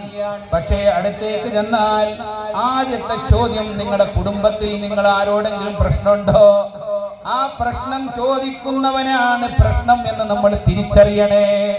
എന്റെ പ്രിയപ്പെട്ട ഇക്കാക്കമാരെ, സഹോദരിമാരെ, ഒരുപാട് കുടുംബത്തിന്റെ കുടുംബകഥകളെ തകർത്തു പോയത് ഇவ்விதമുള്ള ജ്യോത്സ്യന്മാരും ഇவ்விதമുള്ള തട്ടിപ്പിന്റെ ആശാന്മാരുമാണ്. എന്ത് ചികിത്സയാണ് അവർ നടത്തുന്നത്? കുടുംബം തകർക്കുന്ന ചികിത്സയോ? അതൊരിക്കലും അല്ലാഹുവും അല്ലാഹുവിന്റെ ഹബീബും അംഗീകരിക്കുന്നതല്ല. അല്ലാഹുവിന്റെ ഹബീബ് പറയാണ്, മന്നതൽ കാഹിന, ഒരു ജ്യോത്സ്യന്റെ അരികിലേക്ക് ഒരാൾ പോയി, വസദ്ദഖ ബിമാ യഖൂൽ, ആ മനുഷ്യൻ പറയുന്നത് അച്ചിട്ടുകൊണ്ട് ഇവൻ വിശ്വസിക്കുകയാണ്, അച്ചിട്ടുകൊണ്ട് ഇവൻ വിശ്വസിക്കുകയാണ്. അവൻ പറയുന്നത് സത്യമാണെന്ന് ഇവൻ വാസ്തവമാക്കുന്നുവെങ്കിൽ 40 ദിവസം അവന്റെ തൗബ അല്ലാഹു സ്വീകരിക്കില്ല. പോരാ, ആ മനുഷ്യൻ ചെയ്യുന്ന ഒരു ഇബാദത്തും അല്ലാഹു സ്വീകരിക്കില്ല. ആ പോയ മനുഷ്യന്റെ ഇബാദത്ത് പോലും അല്ലാഹുക്ക് വേണ്ട. നിങ്ങളൊന്ന് ആലോചിച്ച് നോക്ക്. നമ്മുടെ ഇടയിൽ നടന്നുകൊണ്ടിരിക്കുന്ന പ്രശ്നങ്ങളാണ് ഇതൊക്കെ. ആരാണ് ഇങ്ങനെ കുടുംബം തകർക്കാൻ വേണ്ടി പറഞ്ഞത്? കുടുംബം തകർക്കുന്നവരാരും സത്യവാന്മാരാണെന്ന് കരുതണ്ട. സിഹറില്ല എന്നല്ല പറയുന്നത്, സിഹറുണ്ട്, പ്രശ്നങ്ങളുണ്ട്. കാരണം പരിശുദ്ധ നബി മുഹമ്മദ് മുസ്തഫ സല്ലല്ലാഹു അലൈഹി വസല്ലം തങ്ങൾക്ക് ലബീദ് ഇബ്നു അസം എന്ന് പറയുന്ന മജൂസിയായ മനുഷ്യൻ, അവൻ സിഹർ ചെയ്തിട്ടുണ്ട്. അവൻ അല്ലാഹുവിന്റെ ഹബീബിന്റെ മേൽ ചെയ്തു വെച്ചത് ദർവാൻ എന്ന് പറയുന്ന കിണറ്റിലാണ്. ദർവാൻ എന്ന് പറയുന്ന കിണറ്റിലാണ് അല്ലാഹുവിന്റെ ഹബീബിനെതിരെ ലബീദ് ഇബ്നു അസം എന്ന് പറയുന്ന മജൂസിയായ മനുഷ്യൻ സിഹർ ചെയ്തുകൊണ്ട് ഹബീബിനെ അങ്ങ് തളർത്തി കടത്തിയത്. അപ്പോഴാണ് വനസല അലൈഹി ജിബ്രീൽ അലൈഹിസ്സലാം, മഹാനായ മാലാഖ് ജിബ്രീൽ അലൈഹിസ്സലാം വരുന്നത്. എന്നിട്ട് ഹബീബിനോട് പറഞ്ഞു, ഹബീബേ, ഇന്ന മനുഷ്യൻ അങ്ങേക്കെതിരെ സിഹർ ചെയ്തിട്ടുണ്ട്. അവൻ ദർവാൻ എന്ന് പറയുന്ന പൊട്ടക്കിണറ്റിലാണ് സിഹർ ചെയ്ത് വെച്ചിരിക്കുന്നത്. അത് എടുത്തു മാറ്റണം, അത് എടുത്തു കൊണ്ടുവരണം. സ്വഹാബത്ത് പോയിട്ട് എടുത്തു കൊണ്ടുവന്നു, ഹബീബിന്റെ മുമ്പിൽ വെച്ചു. മഹാനായ മാലാഖ് ജിബ്രീൽ അലൈഹിസ്സലാം അവിടുന്ന് ഖുൽ അഊദു ബിറബ്ബിൽ ഫലഖ് മിൻ ശർരി മാ ഖലഖ് വമിൻ ശർരി ഗാസിഖിൻ ഇദാ വഖബ് വമിൻ ശർരി النفاثات في العقد ومن شر حاسد إذا حسد قل أعوذ برب الناس ملك الناس തുടങ്ങിയിട്ട് അവസാനം മിനൽ ജന്നത്തി വന്നാസ് അവിടം വരെ അങ്ങ് ഓതി വെച്ചപ്പോഴേക്ക് ആ സിഹർ ചെയ്ത മനുഷ്യൻ അവർ ചെയ്തു വെച്ചിരിക്കുന്ന 18 കെട്ടുകളും അങ്ങ് പൊട്ടിത്തെറിച്ചിട്ട് ഹബീബ് കിടക്കപ്പായിൽ നിന്ന് എണീറ്റു എന്ന് പറയുന്നത് ഖുർആനാണ്, വിശുദ്ധമായ മുഫസ്സിറുകളാണ്, വിശുദ്ധമായ ഹദീസ് ഗ്രന്ഥങ്ങളാണ്. സിഹറില്ല എന്നൊന്നും ഉദവിസാദ് പറയുന്നില്ല. ഉദവിസാദ് ഉണ്ട് തന്നെ പറയുന്നത്. പക്ഷേ കണ്ണ് കണ്ട ആളുടെ മുമ്പിലൊക്കെ പോയിട്ട്, എല്ലാ കള്ളന്മാരുടെയും മുമ്പിൽ പോയിട്ട് തല വെച്ചു കൊടുക്കുന്ന സ്വഭാവം ഉണ്ടാവരുതേ. ഈ പറയുന്ന ആളുകളെ, ഈ ഇരിക്കുന്ന ആളുകളൊക്കെ അവരുടെ ജീവിതം എങ്ങനെയെന്ന് നമ്മൾ പരിശോധിക്കണം. അവരൊക്കെ ആളുകളോട് പറയുന്ന വാക്കുകൾ എന്താണെന്ന് പരിശോധിക്കണം. കുടുംബം തകർക്കാൻ വേണ്ടി ഇന്നയാള് നിങ്ങൾക്ക് സിഹർ ചെയ്തിട്ടുണ്ട് എന്നൊരാൾ പറഞ്ഞിട്ടുണ്ടെങ്കിൽ അവൻ കള്ളനാണെന്ന് തിരിച്ചറിയണേ. കാരണം വഴിയിൽ നിന്ന് പോയ കാര്യമാണിത്. ചില ആൾക്കാർ പറയും, അതൊക്കെ കണക്ക് നോക്കിയാൽ കിട്ടൂലേ ആരാ ചെയ്തത്. ഏത് കണക്കാണ് മനുഷ്യന്മാരെ ഈ പറയുന്നത്? അള്ളാഹുവിന്റെ ഭൂമിയിലെ ഈ അസ്മാഇന്റെ പേരിലോ ചികിത്സമാത്തിന്റെ പേരിലോ ഒരു കണക്ക് വന്നിട്ടുണ്ടെങ്കിൽ ഞാൻ അതിന്റെ തൊട്ട് സെറ്റ് വരെ പരിശോധിച്ച് അന്വേഷണം നടത്തിയിട്ടുണ്ട്. 7 വർഷം ഞാൻ അതിന്റെ പിന്നാലെ നടന്നിട്ടുണ്ട്. അതുകൊണ്ട് വിശദമായി പഠിച്ചതുകൊണ്ട് പറയുകയാണ് എന്റെ പ്രിയപ്പെട്ടവരെ. അങ്ങനെ ഒരാളെ ചൂണ്ടിക്കാണിക്കാൻ ഒരു തൊൽസമാത്തും നമ്മളെ പഠിപ്പിക്കുന്നില്ല, ഒരു ചികിത്സയും നമ്മളെ പഠിപ്പിക്കുന്നില്ല. സിഹറിന് 129 ലക്ഷണങ്ങളുണ്ട്, കണ്ണേറിന് 29 ലക്ഷണങ്ങളുണ്ട്. ആ ലക്ഷണങ്ങളിലൂടെ തിരിച്ചറിഞ്ഞുകൊണ്ട് പ്രതിവിധികൾ ഖുർആനിലൂടെ ചെയ്യലാണ് ചികിത്സയും അസ്മാവും എന്ന് പറയുന്നത്. അതല്ലാതെ അന്ധവിശ്വാസങ്ങൾ പറഞ്ഞു വരത്തിയിട്ട് കുടുംബത്തിനിടയിൽ പിണക്കമുണ്ടാക്കലല്ല. ചില ആൾക്കാർ പറയുന്ന വർത്താനാണ് ഇതൊക്കെ. ഈ അടുത്തൊരു സഹോദരി പറഞ്ഞത്, ഉസ്താദേ എന്നെ ത്വലാഖ് ചൊല്ലി ഒഴിവാക്കി. കാരണം എന്തേ? എന്റെ അമ്മോശം പെട്ടെന്ന് മരിച്ചു, 72 വയസ്സുണ്ടായിരുന്നു. പറയാൻ 72 വയസ്സുള്ള എന്റെ അമ്മോശന്റെ ഭർത്താവിന്റെ ഉപ്പ മരിച്ചപ്പോ ഏതോ ഒരാള് പറഞ്ഞത്രേ, നിങ്ങളുടെ മരുമകൾ എന്തോ ചെയ്തത് കൊണ്ടാണ് ഉപ്പ പെട്ടെന്ന് മരിച്ചു പോയത്. 72 വയസ്സായ മനുഷ്യൻ മരിച്ചത് ഈ മരുമകൾ എന്തോ ചെയ്തതിന്റെ പേരിലാണ്. ഇത് പറഞ്ഞുകൊണ്ട് ആ ചെറുപ്പക്കാരനെ, ഈ പാവപ്പെട്ട പെണ്ണിനെയും അവരിൽ ജനിച്ചൊരു കുഞ്ഞിനെയും അവരുടെ വീട്ടിൽ കൊണ്ടാക്കിയിരിക്കുകയാണ്, ത്വലാഖ് ചൊല്ലി കൊടുത്താക്കിയിരിക്കുകയാണ്. ആരാണ് ഈ അബദ്ധങ്ങൾ വിളിച്ചു പറയുന്നത്? അതുകൊണ്ട് എന്റെ പ്രിയപ്പെട്ടവരെ, ഒട്ടുമിക്ക കുടുംബ ബന്ധങ്ങളിലും പ്രയാസങ്ങൾ ഉണ്ടാക്കുന്നത് ഇவ்விதമുള്ള അന്ധവിശ്വാസങ്ങളാണെന്ന് നമ്മൾ തിരിച്ചറിയണേ. അല്ലാഹു റബ്ബുൽ ഇസ്സത്ത് നമുക്ക് സത്യം മനസ്സിലാക്കാൻ തൗഫീഖ് പ്രദാനം ചെയ്യട്ടെ. തൗഫീഖ് അല്ലാഹു പ്രദാനം ചെയ്യട്ടെ. അതുകൊണ്ട് ഉമ്മമാരെ, ഇക്കാക്കമാരെക്കാൾ കൂടുതൽ ഈ വിഷയത്തിൽ ഉമ്മമാരാണ്. എവിടെങ്കിലും ഒരു കൊടി നാട്ടിയിട്ട് അല്ലെങ്കിൽ ഒരു കൊടി വെച്ച് കൊടിമരം വെച്ചിട്ട് അതിന്റെ പിന്നിലൊക്കെ എന്തൊക്കെയോ ആൾക്കാരുണ്ടെന്ന് പറയുമ്പോഴേക്ക് അങ്ങോട്ട് ഒഴുകുക. യൂട്യൂബിൽ ആരെങ്കിലും എന്തെങ്കിലും ഒന്ന് പറയുമ്പോഴേക്ക് അതിന്റെ വെള്ളം എടുത്ത് വെച്ചുകൊണ്ടിരിക്കുക. എല്ലാ തോന്നിവാസങ്ങൾക്ക് പിന്നിലും ആളെ കിട്ടുന്നത് പെണ്ണുങ്ങളെയാണ്. അതുകൊണ്ട് എന്റെ പ്രിയപ്പെട്ട സഹോദരിമാരെ, ഉദവി ഉസ്താദ് കരള് തൊട്ട് പറയാണ്, സ്നേഹം കൊണ്ട് പറയാണ്, ഹൃദയത്തിന്റെ അടിത്തട്ടിൽ നിന്ന് പറയാണ്, ഒരുവിധ തട്ടിപ്പിന്റെ ആശാന്മാരുടെ പിന്നാലെ നിങ്ങൾ പോവേണ്ടതില്ല. അള്ളാഹുവിന്റെ ദീന് പഠിച്ച യഥാർത്ഥ പണ്ഡിതന്മാര്, അള്ളാഹുവിന്റെ ദീന് പഠിച്ചിരിക്കുന്ന യഥാർത്ഥ ആലിമീങ്ങളുണ്ട്. ആ ആലിമീങ്ങളെ നിങ്ങളുടെ മുമ്പിൽ പോയിട്ട് നിങ്ങളുടെ പ്രശ്നങ്ങളൊന്ന് പറഞ്ഞു നോക്ക്. അവരാരും നിങ്ങളോട് ഇങ്ങനെയുള്ള തോന്നിവാസങ്ങൾ പറയൂല. ഇതൊന്നും അറിവില്ലാതെ കോലം കെട്ടുകയാണ്. സ്വന്തമായിട്ടൊരു ഫാത്തിഹ പോലും ഓതാൻ അറിയാത്ത ബീവിമാര്, സ്വന്തമായിട്ട് ഖുർആനിൽ ഒരു സൂറത്ത് പോലും മാന്യമര്യാദയ്ക്ക് ഓതാൻ അറിയാത്ത ഒരുപാട് ചികിത്സാരികള്. ആരാണ് എന്റെ ഉമ്മത്തെ ഇത് പഠിപ്പിച്ചത്? ഈ വിധമുള്ള തട്ടിപ്പുകളൊക്കെ നടക്കും എന്നത് ഉമ്മമാരെ കണ്ടിട്ടാണ് ഇവന്മാര് നടത്തുന്നത്. അതുകൊണ്ട് സഹോദരിമാരെ, ഈ തട്ടിപ്പിന്റെ പിന്നാലെയൊന്നും ഓടരുതേ. രണ്ടാമത്തെ വിഷയം, കുടുംബ ബന്ധങ്ങൾ തകർക്കുന്നത് അന്ധവിശ്വാസമാണ്. അതുകൊണ്ട് ശ്രദ്ധിക്കണം. നമ്മൾ ഈ രണ്ട് കാര്യങ്ങളിലൂടെ സഞ്ചരിച്ചാൽ തന്നെ ഒരുപാട് കാര്യങ്ങളുണ്ട്. അതിലൂടെയൊന്നും സഞ്ചരിക്കാൻ നമ്മുടെ സമയമില്ല. ഞാൻ ഈ 1-2 കാര്യങ്ങൾ പറഞ്ഞുകൊണ്ട് ഞാൻ എൻ്റെ വിഷയത്തിന്റെ കാതലായ വശത്തിലേക്ക് വരികയാണ്. നമ്മളെല്ലാവരും പറയാറുണ്ടല്ലോ, എല്ലായിടത്തും നമ്മൾ പറയുന്നൊരു വാക്കാണ്, എനിക്ക് ദുആ ചെയ്യണം, എനിക്ക് ദുആ ചെയ്യണം. ആരെ കണ്ടാലും എല്ലാവർക്കും പറയാനുള്ളതാണ്, ദുആ ചെയ്യണം, ദുആ ചെയ്യണം. എന്തിനാ ദുആ എടുക്കുന്നത്? എന്തിനാ ദുആ ചെയ്യുന്നത്? ജീവിതത്തിൽ ബറക്കത്ത് ഉണ്ടാവാൻ, ജീവിതത്തിൽ പ്രയാസങ്ങൾ അകന്നു പോവാൻ, ജീവിതത്തിൽ ബറക്കത്ത് കടന്നു വരാൻ. യഥാർത്ഥത്തിൽ നമ്മൾ ചിന്തിക്കേണ്ട ഒരു കാര്യമുണ്ട്.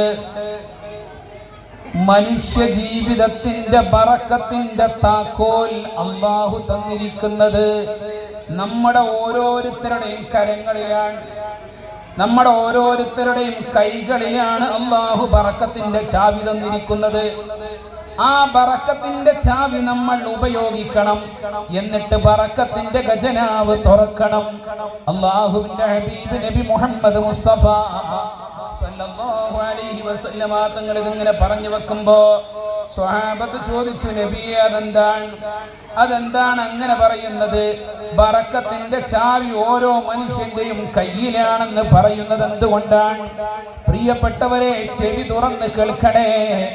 അല്ലാഹുവിന്റെ ഹബീബ് നബി മുഹമ്മദ് മുസ്തഫ സല്ലല്ലാഹു അലൈഹി വസല്ലം തങ്ങളുടെ അനുഗ്രഹീതമായ തിരുപിറവി നടന്ന റബീഉൽ അവ്വൽ 12ന്റെ രാവിൽ ഒരുമിച്ച് കൂടിയിരിക്കുന്നവരെ അല്ലാഹുവിന്റെ ഹബീബ് നമ്മളോട് വിളിച്ചു പറയുകയാണ്, 1500 വർഷം മുമ്പ് ഈ ലോകത്തേക്ക് കടന്നു വന്ന് അവിടുത്തെ 40ാമത്തെ വയസ്സ് മുതൽ 63 വരെയുള്ള കാലയളവില് 23 വർഷ കാലയളവ് കൊണ്ട് ലോകത്തിനെ പഠിപ്പിച്ച ഏറ്റവും വലിയ തത്വജ്ഞാനങ്ങളാണ് ഈ പറയുന്നത്.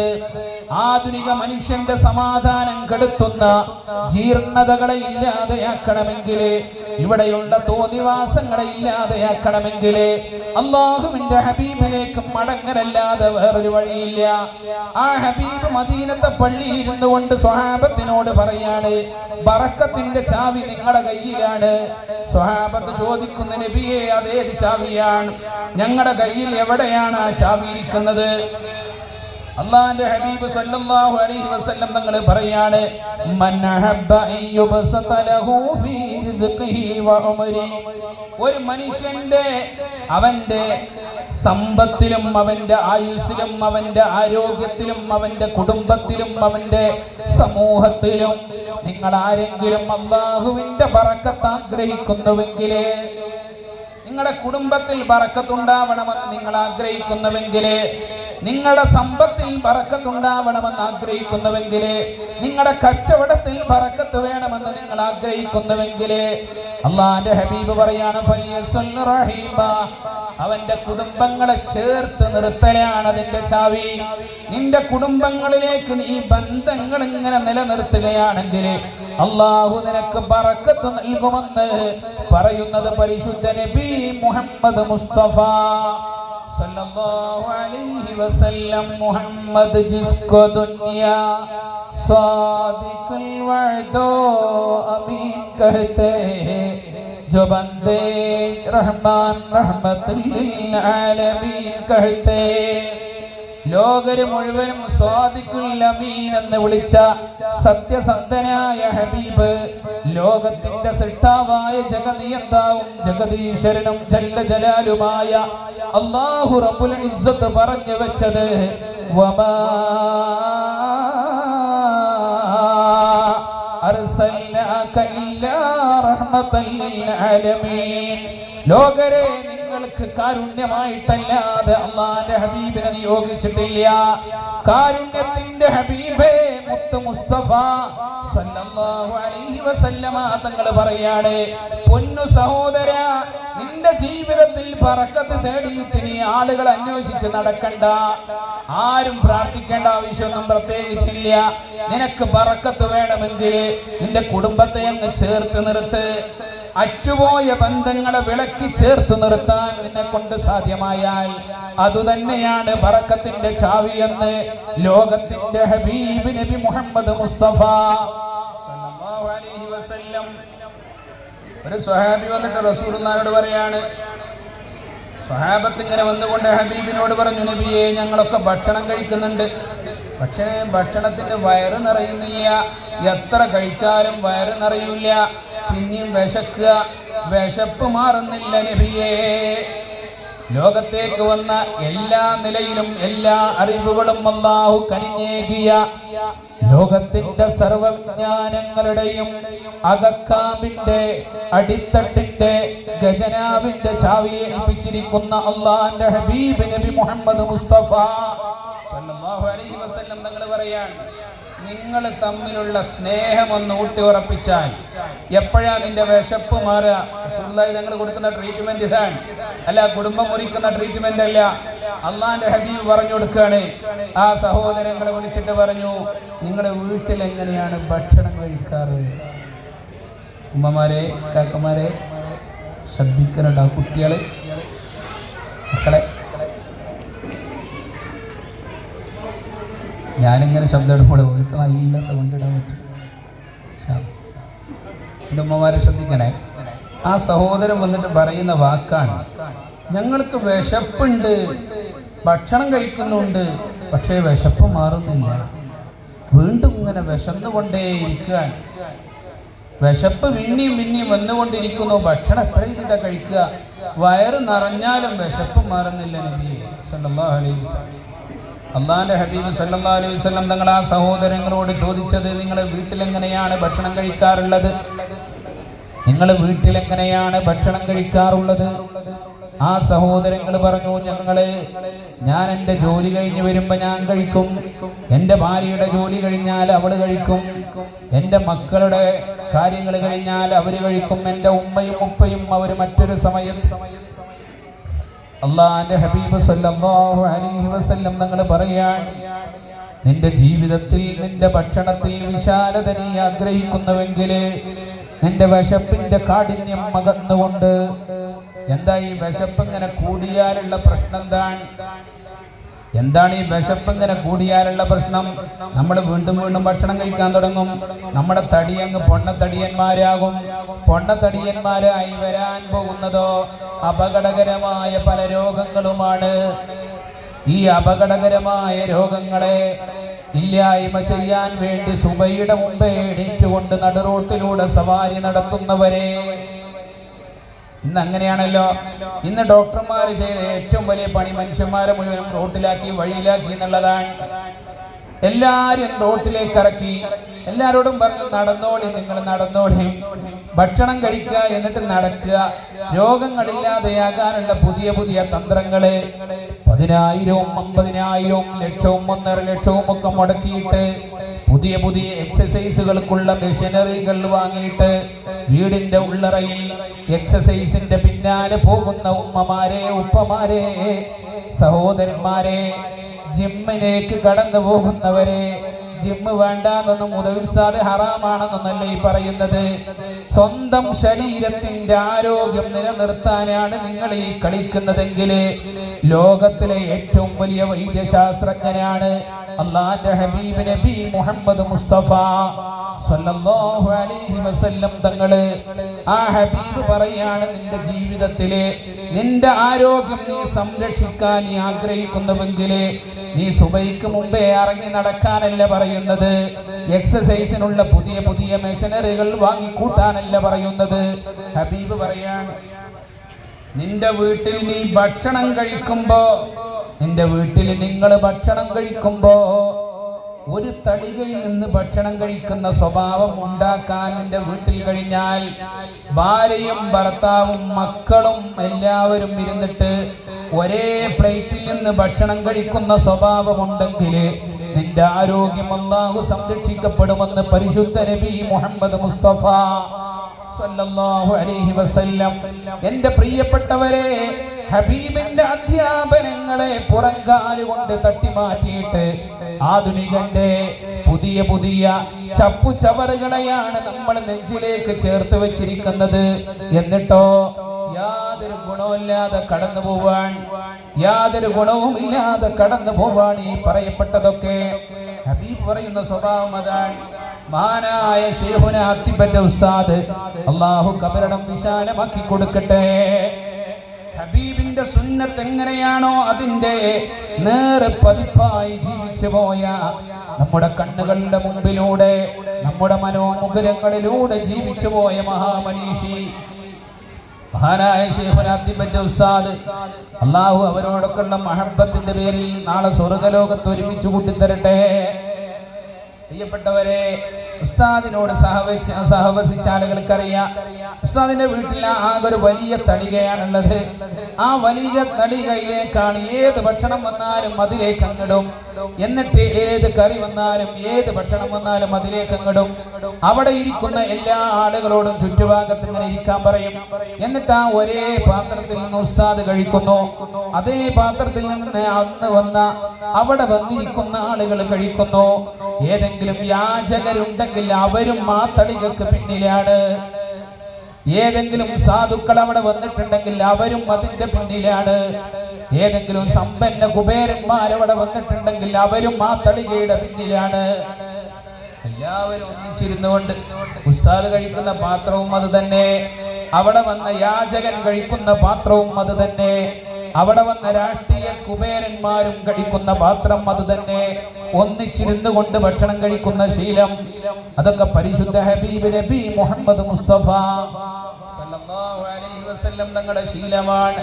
അതാണ് ആ സുഹൃത്തുക്കളോട് ഹബീബ് പറയുന്നത്, സഹോദരാ, നിന്റെ ജീവിതത്തിലെ അപകടകരമായ വിശപ്പിനെ അകറ്റിയിട്ട് നിന്റെ ശരീരത്തിന്റെ ആരോഗ്യം സംരക്ഷിക്കാൻ നീ ആഗ്രഹിക്കുന്നുവെങ്കിൽ നിന്റെ വീട്ടിൽ ഭാര്യയും ഭർത്താവും മക്കളും വാപ്പയും ഉമ്മയും മക്കളും ഒക്കെ ഒന്നിച്ചിരുന്നു കൊണ്ട് ഒരു പാത്രത്തിൽ നിന്നല്ലെങ്കിൽ പോലും ഒരു ടേബിളിന്റെ ചുറ്റോടിട്ടും ഇരുന്നിട്ടെങ്കിലും ഭക്ഷണം കഴിക്കാൻ ശ്രദ്ധിക്കണം.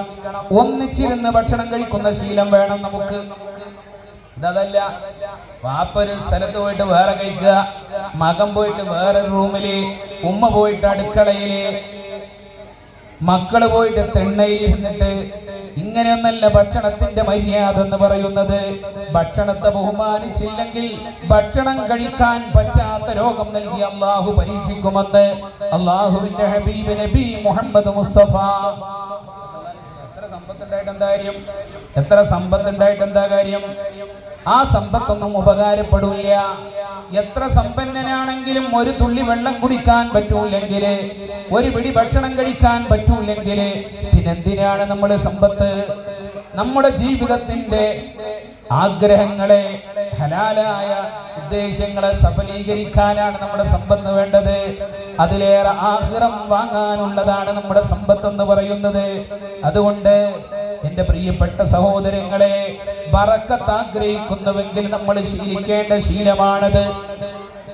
അല്ലാഹുവിന്റെ ഹബീബ് സല്ലല്ലാഹു അലൈഹി വസല്ലം തങ്ങള് സ്വഹാബത്തിനോട് പറയാണ്, മഹാനായ സയ്യിദുനാ ദാവൂദ് നബി അലൈഹിസ്സലാം, സയ്യിദുനാ ദാവൂദ് അലൈഹിസ്സലാം തന്റെ ആളുകൾക്കൊത്ത് ഇങ്ങനെ ഇരിക്കുമ്പോഴാണ് മഹാനായ ഖാബിദുൽ അർവാഹ് മലക്ക് അസ്റായീൽ അലൈഹിസ്സലാം അവിടത്തേക്ക് വരുന്നത്.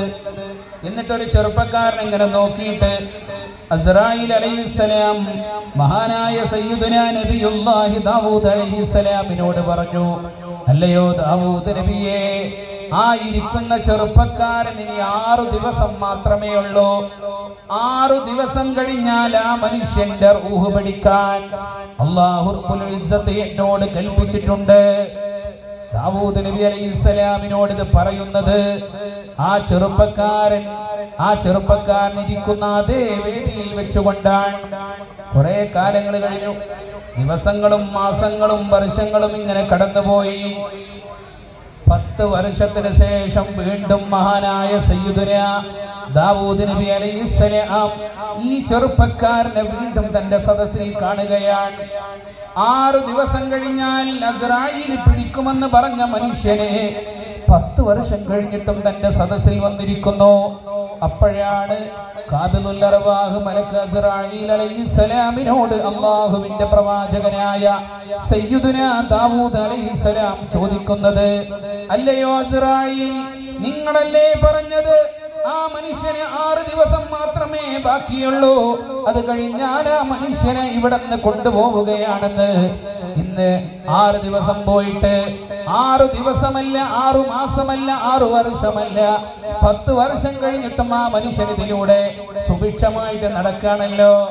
ആ സമയത്താണ് അസ്റായീൽ അലൈഹിസ്സലാം ദാവൂദ് നബിയോട് പറയുന്നത്, പ്രവാചകരായ ദാവൂദ് നബിയേ, ആ മനുഷ്യന്റെ കാര്യം ഞാൻ നിങ്ങളോട് പറഞ്ഞതിന് ശേഷം ആ മനുഷ്യൻ ഈ സദസ്സിൽ നിന്ന് ഇറങ്ങിയിട്ട് നടന്നത് ആ മനുഷ്യന്റെ കുടുംബത്തിൽ നിന്ന് ആ മനുഷ്യനുമായി പിണങ്ങിക്കഴിയുന്നൊരു കുടുംബത്തിലേക്കാണ് പോയത്. അവര് തമ്മിലുള്ള പിണക്കമങ്ങ് തീർത്തു. കാരണം 6 ദിവസത്തിന് ശേഷം ഈ ഭൂമിയിലില്ല. ഇനി ഒരാളോടും പിണങ്ങിക്കൊണ്ട് ഈ ലോകത്തുനിന്ന് വിട പറയേണ്ടതില്ല. എല്ലാവരോടും സൗഹൃദമെന്ന് നിലനിർത്തട്ടെ എന്ന് കരുതി ആ മനുഷ്യൻ ആ പിണങ്ങിക്കഴിയുന്ന കുടുംബത്തിലേക്ക് പോയി പിണക്കം മാറ്റിയിട്ട് തന്നിലേക്ക് ചേർത്ത് നിർത്തിയപ്പോ അല്ലാഹുവിന്റെ മലക്ക് അസ്റായീൽ അലൈഹിസ്സലാം പറയാണ്, മദ്ദല്ലാഹു ഫീ ഉംരിഹി 20 സന. ആ ഒരൊറ്റ കാരണം കൊണ്ട് 6 ദിവസം മാത്രമുള്ള മനുഷ്യന് 20 വർഷത്തെ ജീവിതമാണ് അല്ലാഹു കനിഞ്ഞേകി കൊടുത്തത്, അല്ലാഹു നീട്ടിക്കൊടുത്തത് എന്ന് സയ്യിദുനാ ദാവൂദ് നബിയോട് ഖാബിദുൽ അർവാഹ് മലക്ക് അസ്റായീൽ അലൈഹിസ്സലാം പറഞ്ഞുവെന്ന് അല്ലാഹുവിന്റെ ഹബീബ് നബി മുഹമ്മദ് മുസ്തഫ സല്ലല്ലാഹു അലൈഹി വസല്ലം. അതാണ് ഹബീബ് നേരത്തെ പറഞ്ഞു വെച്ചത്. നമ്മള് ഹബീബിന്റെ വാക്ക് നേരത്തെ പറഞ്ഞു വെച്ചത്. ബറക്കത്ത് വേണോ, ദീർഘായുസ് വേണോ? നിങ്ങൾ ചെയ്യേണ്ട പണി ഗുളിക തേടി നടക്കലല്ല, ഹോസ്പിറ്റലിൽ തേടി നടക്കലല്ല. നമ്മുടെ ആരോഗ്യം സംരക്ഷിക്കാനും നമ്മുടെ ആയുസ്സിന്റെ വർധനവിനും നമ്മൾ ചിന്തിക്കേണ്ടത് നമ്മുടെ ബന്ധങ്ങളെ ചേർത്തു നിർത്തലാണെന്ന് ലോകഗുരു പരിശുദ്ധ നബി മുഹമ്മദ് മുസ്തഫ സല്ലല്ലാഹു അലൈഹി വസല്ലം. മറ്റൊരു കാര്യമെന്ന് പറയുന്നത് കുടുംബ ബന്ധങ്ങൾ. ഞാൻ പെട്ടെന്ന് ഇങ്ങനെ പറഞ്ഞു ഒന്നിൽ നിന്നൊന്നിലേക്ക് കടന്നു പോവാൻ. കുടുംബ ബന്ധങ്ങൾ തകരുന്ന മറ്റൊരു കാരണമെന്ന് പറയുന്നത് ആധുനിക ചെറുപ്പക്കാരികളും സ്വപ്നം കാണുന്ന ജീവിതം. ഇന്ന് ചലച്ചിത്ര നടന്മാരുടെയും നടിമാരുടെയും ഒക്കെ ചലച്ചിത്രങ്ങളിൽ നിന്നും അവരുടെ സീരിയലുകളിൽ നിന്നും കാണുന്ന ജീവിതമാണ് ജീവിതമെന്ന് കരുതിയിട്ട് അതുപോലെ ജീവിക്കണമെന്ന് കരുതി നടക്കുമ്പോഴാണ് ജീവിതം തകർന്നു പോയിക്കൊണ്ടിരിക്കുന്നത്. യഥാർത്ഥത്തിൽ അവർ ചെയ്യുന്നതൊക്കെ ഒരു ആക്ടിംഗ് ആണെന്ന് നമുക്കൊക്കെ അറിയാം. എന്നാലും നമ്മളെ സ്വാധീനിക്കുകയാണ്.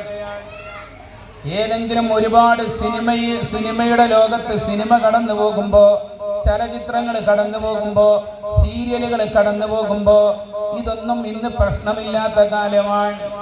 സിനിമയൊന്നും പ്രശ്നമില്ല. കാരണം നമ്മുടെ കയ്യിലുള്ള മൊബൈൽ മതി ഏതും കാണാൻ, ഏതിൻ്റെയും അഡിക്റ്റാവാൻ. ആധുനിക ശാസ്ത്രം പറയുന്നുണ്ട് 18 വയസ്സിന് മുകളിലുള്ള ആളുകള് 3 മണിക്കൂറിലധികം മൊബൈൽ ഫോൺ ഉപയോഗിക്കുന്നുവെങ്കിൽ അവൻ മൊബൈൽ അഡിക്ഷനായി രോഗിയായി മാറുമെന്ന്. എന്റെ മുമ്പിലേക്ക് കൗൺസിലിങ്ങിന് കൊണ്ടുവരുന്ന ഒരുപാട് കുട്ടികളുണ്ട്. ചെറുപ്പക്കാരായ കുട്ടികളെ പലപ്പോഴും കൗൺസിലിങ്ങിന് വേണ്ടി കൊണ്ടുവരുമ്പോ അവരുടെയൊക്കെ പിന്നിലുള്ള കാര്യം മൊബൈലാണ്. അവർ പഠിക്കാൻ കഴിയുന്നില്ല, അവർക്ക് കോൺസെൻട്രേറ്റ് ചെയ്യാൻ കഴിയുന്നില്ല, അവർക്കൊരു കാര്യത്തിൽ ഫോക്കസ് ചെയ്തുകൊണ്ട് ജോലി ചെയ്യാനും കഴിയുന്നില്ല. ഒന്നിനും സാധിക്കാതെ അവരാകെ വിഭ്രാന്തിയോടുകൂടെ ഉറക്കില്ലാതെ ജീവിക്കുന്ന ഒരുപാട് ആധുനിക ചെറുപ്പക്കാരികളും.